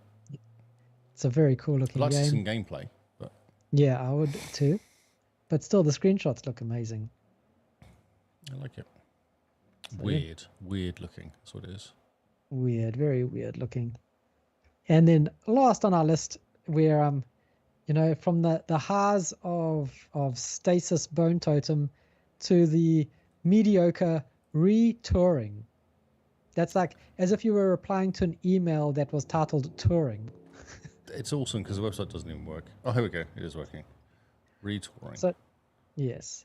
So remember the Talos principle and what was that game where you're in the Europa base? The Turing test? Was that it? Yeah. Okay. Yeah, so this is similar to that. You walk around a base, there's puzzles. The story's kind of going to go, ooh, look how smart we are. There'll be a computer talking to you. Yeah, there'll be a computer talking to you. And I bet you at the end, it turns out that society is the enemy. That's right, and you all dream. Yeah. Oh, so yes. Okay. It's very much a puzzle game, but it looks pretty cool. And I mean, puzzle games, one, they're easier completions for April Achievement Challenge. And two, some of them could be really fun if they do the puzzles Sometimes right. they're just really frustrating. Oh no, sometimes they're shocking. Yeah, sometimes you get past the first 2 levels, you're like, oh, this is easy. And the third level, you're stuck. You're like, well, I've got another 20 levels to go. Like, Yeah, so the first two that like lull you into a false sense of security, and then the third one you're just like, right, where's the guard? yeah, This where's is the guide? impossible. Where's Can't the do guide? this. Uninstall. Uninstall. Yeah, this is a puzzle game. Yep, it's a puzzle game. You get what it says on the tin. So Okay, yeah, cool. the one really good game this week that definitely Stasis Bone Totem. Keep an eye out on that. That looks $20 really as cool. well, so it's a good price. Yeah, and brand new. And brand new. Okay, Mr. Lee. Okay, not bad. Yeah, there we go. We kept you awake. We kept you intrigued. Just about. I think, the true was a little bit below the belt, but When I saw that, I had to put in. I'm like, Lee annoys me with his news stories all the time. I'm going to annoy him with this game that's so bad it's going to be good. it was bad. Yes. It's so bad. So The bad. true. Lee, you just got to be true to yourself. That's right. Find the truth within. Oh, so good. Okay, that's me. That's done. All good. Awesome. Let's get out of here. Let's go. So that's our show for this week, guys. Thank you for listening. Thank you for those hanging out in the live streams and the chats. And remember, April Achievement Challenge, guys, there's a link in the episode description. Your country needs you. Sign up. And even if you don't play games, you can at least add to your steps. Those count. But if you have a PC, even if you have a mobile at this stage, you have no excuse for not getting Xbox achievements. Like, they're pretty much everywhere. You wake up in the morning and just trip over a few Xbox achievements. So we look forward to seeing you. Join our Discord, get active in the community, start chatting to people. There's lots of really fun people around. If you want to just chat about movies or books, we have rooms for that in our Discord. If you're into AR art, we have rooms. So, did you see AI that Nightcaps brought in moving AI stuff now? your picture that you set up doesn't move. You have to play it. It's a play. There's Nothing, two. You press play. nothing It's a pops up. video. It's an MP4. I must have a look because on my side they were just pictures. But that's quite cool. It's quite cool. Yeah. So, yeah. So if you join our community, you don't have to be an Xbox fan. There's something for everyone. But of course, playing Xbox helps help you make us love you more. That's yes. By now you know where to find the podcast, but the podcast only grows with your help. So if you know someone who's an Xbox fan or who's into gaming and likes podcasts, share it around with them. I mean, go to work, put it on the Sonos at work, just share it around. This is how we grow. If there's someone cool that you want to add to the Discord, send them the invite. You don't need to ask us for permission. Just do it. We give you permission. Done. Thank you. We look forward to seeing your friends in our Discord. That's right. That doesn't sound weird at all. It's fine. Hello, Yobi. How's it going, buddy? And on that note, Mr. Lee, tell us where they can find you. No podcast this weekend for the Hippo HQ random achievement challenging. Random. Easter weekend, so we're on a weekend off. Nice. Last weekend we talked about a new PDF we just got from the Groningen guys. A new. So what they've done, they've released like a story. You can basically give you 4 characters and a story, so you can then learn how to play the game. So we did that that's story. cool. So it's kind of interesting, yeah. So literally just give us 4 characters, ready-made characters, and a Nice. story to go through, and we just did it. We explained the story, we explained the characters and how they got to where they got to with the characters, and then went and did the story. Huh, that's very cool. Yeah, quite interesting. And we were like, oh, they're really underpowered, these characters, but the characters we're fighting against weren't that powerful, so it was kind of fine. Cool. Yeah, it was good. It was good fun. It was quite Nice. quite calm. It was quite nice. It wasn't too stressful. A calm one. Yes, exactly. Nice. But yeah, so there's a PDF you can get, a free PDF you can get from the website, which will Oh, let that's you very cool. download, have 4 characters and a game to play, so you can just go through the process and just see what it's like. Huh. That's really Okay. cool. Yeah, yeah. Nice. Go to the Green Ronin website or go to Annoy Paul. Go to HipHQ, youtube.com. Annoy Paul. Say Get hi, it from Paul. him. Can you send me a link? Buy lots And of he'll stuff. send it to you. He'll send it to you. Yeah, for sure. Fantastic. Oh, that's great. And where else can you be found, Mr. Lee? Just Lee Howard on Twitter, Lee Howard on Xbox, Lee Howard 25 on Twitch. That's it, Brilliant. I believe. And you can find me at Zarkris on X and Xbox. It's almost like I like the letter X, don't I? That's exciting. It's a bit extreme, but we do what we can. So thank you guys for hanging out. Thanks everyone in the chat again. We have been the Xbox Cast. We're here to keep you regular. We'll see you all on Xbox Live. Goodbye. Good night.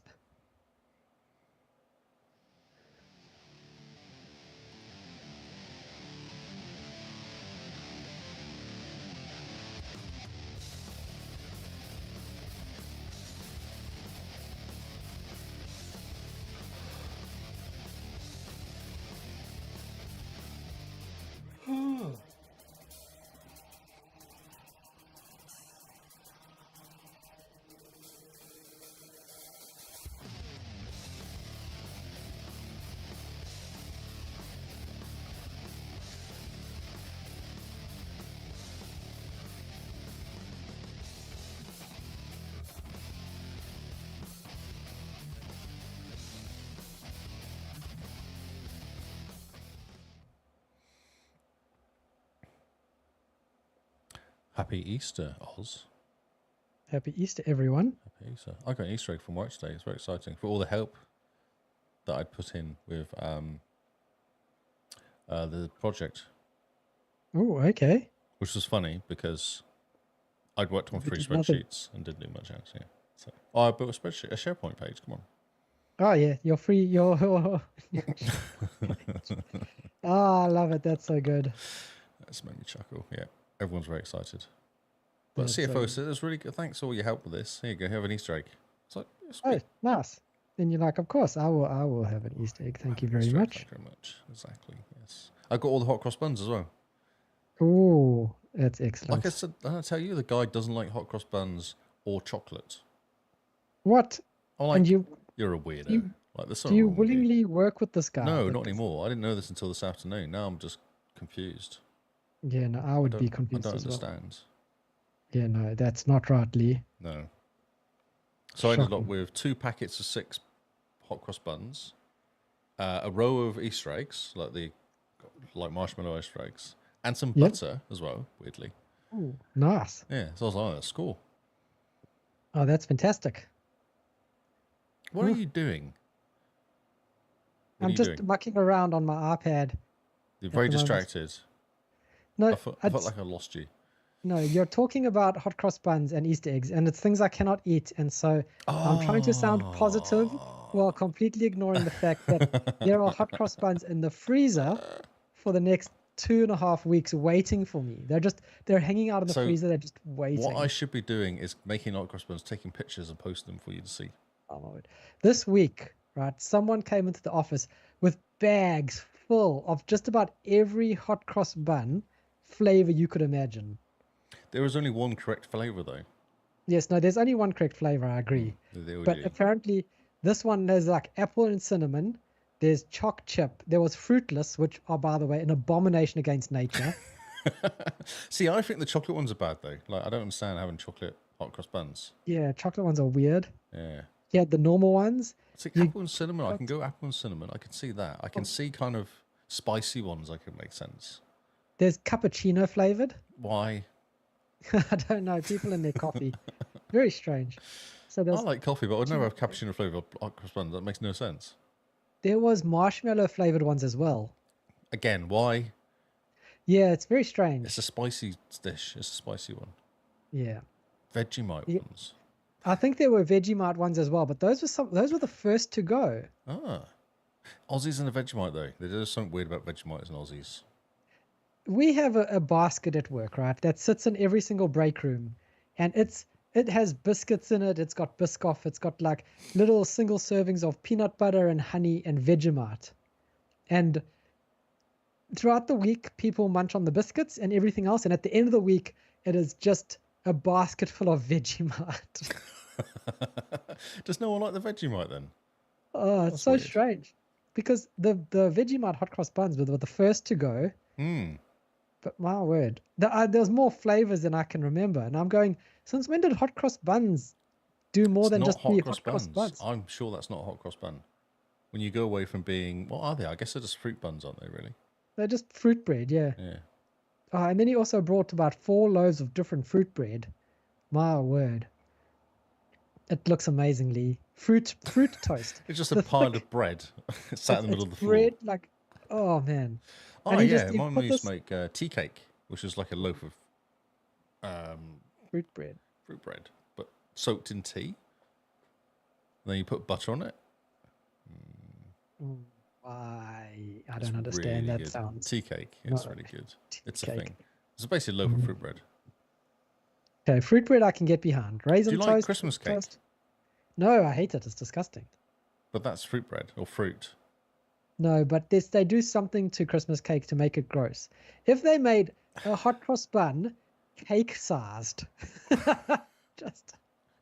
just like a hot cross bun that's the size of like a typical cake, that would be the most amazing thing in the Hot cross world. cake. But Hot cross cake. hot cross cake. Oh man, I'd love hot cross cake.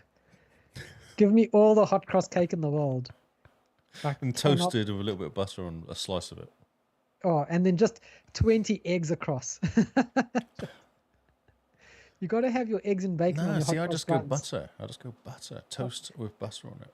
Yeah, no, you need the butter, but when you're looking for something better than butter, the soft No, see, bacon, no, I not just- crispy bacon, soft bacon and fried I know egg. some people put jam on it and stuff like that. I'm like, you just can't. You can't be messing with no. the perfection. That- It's already right.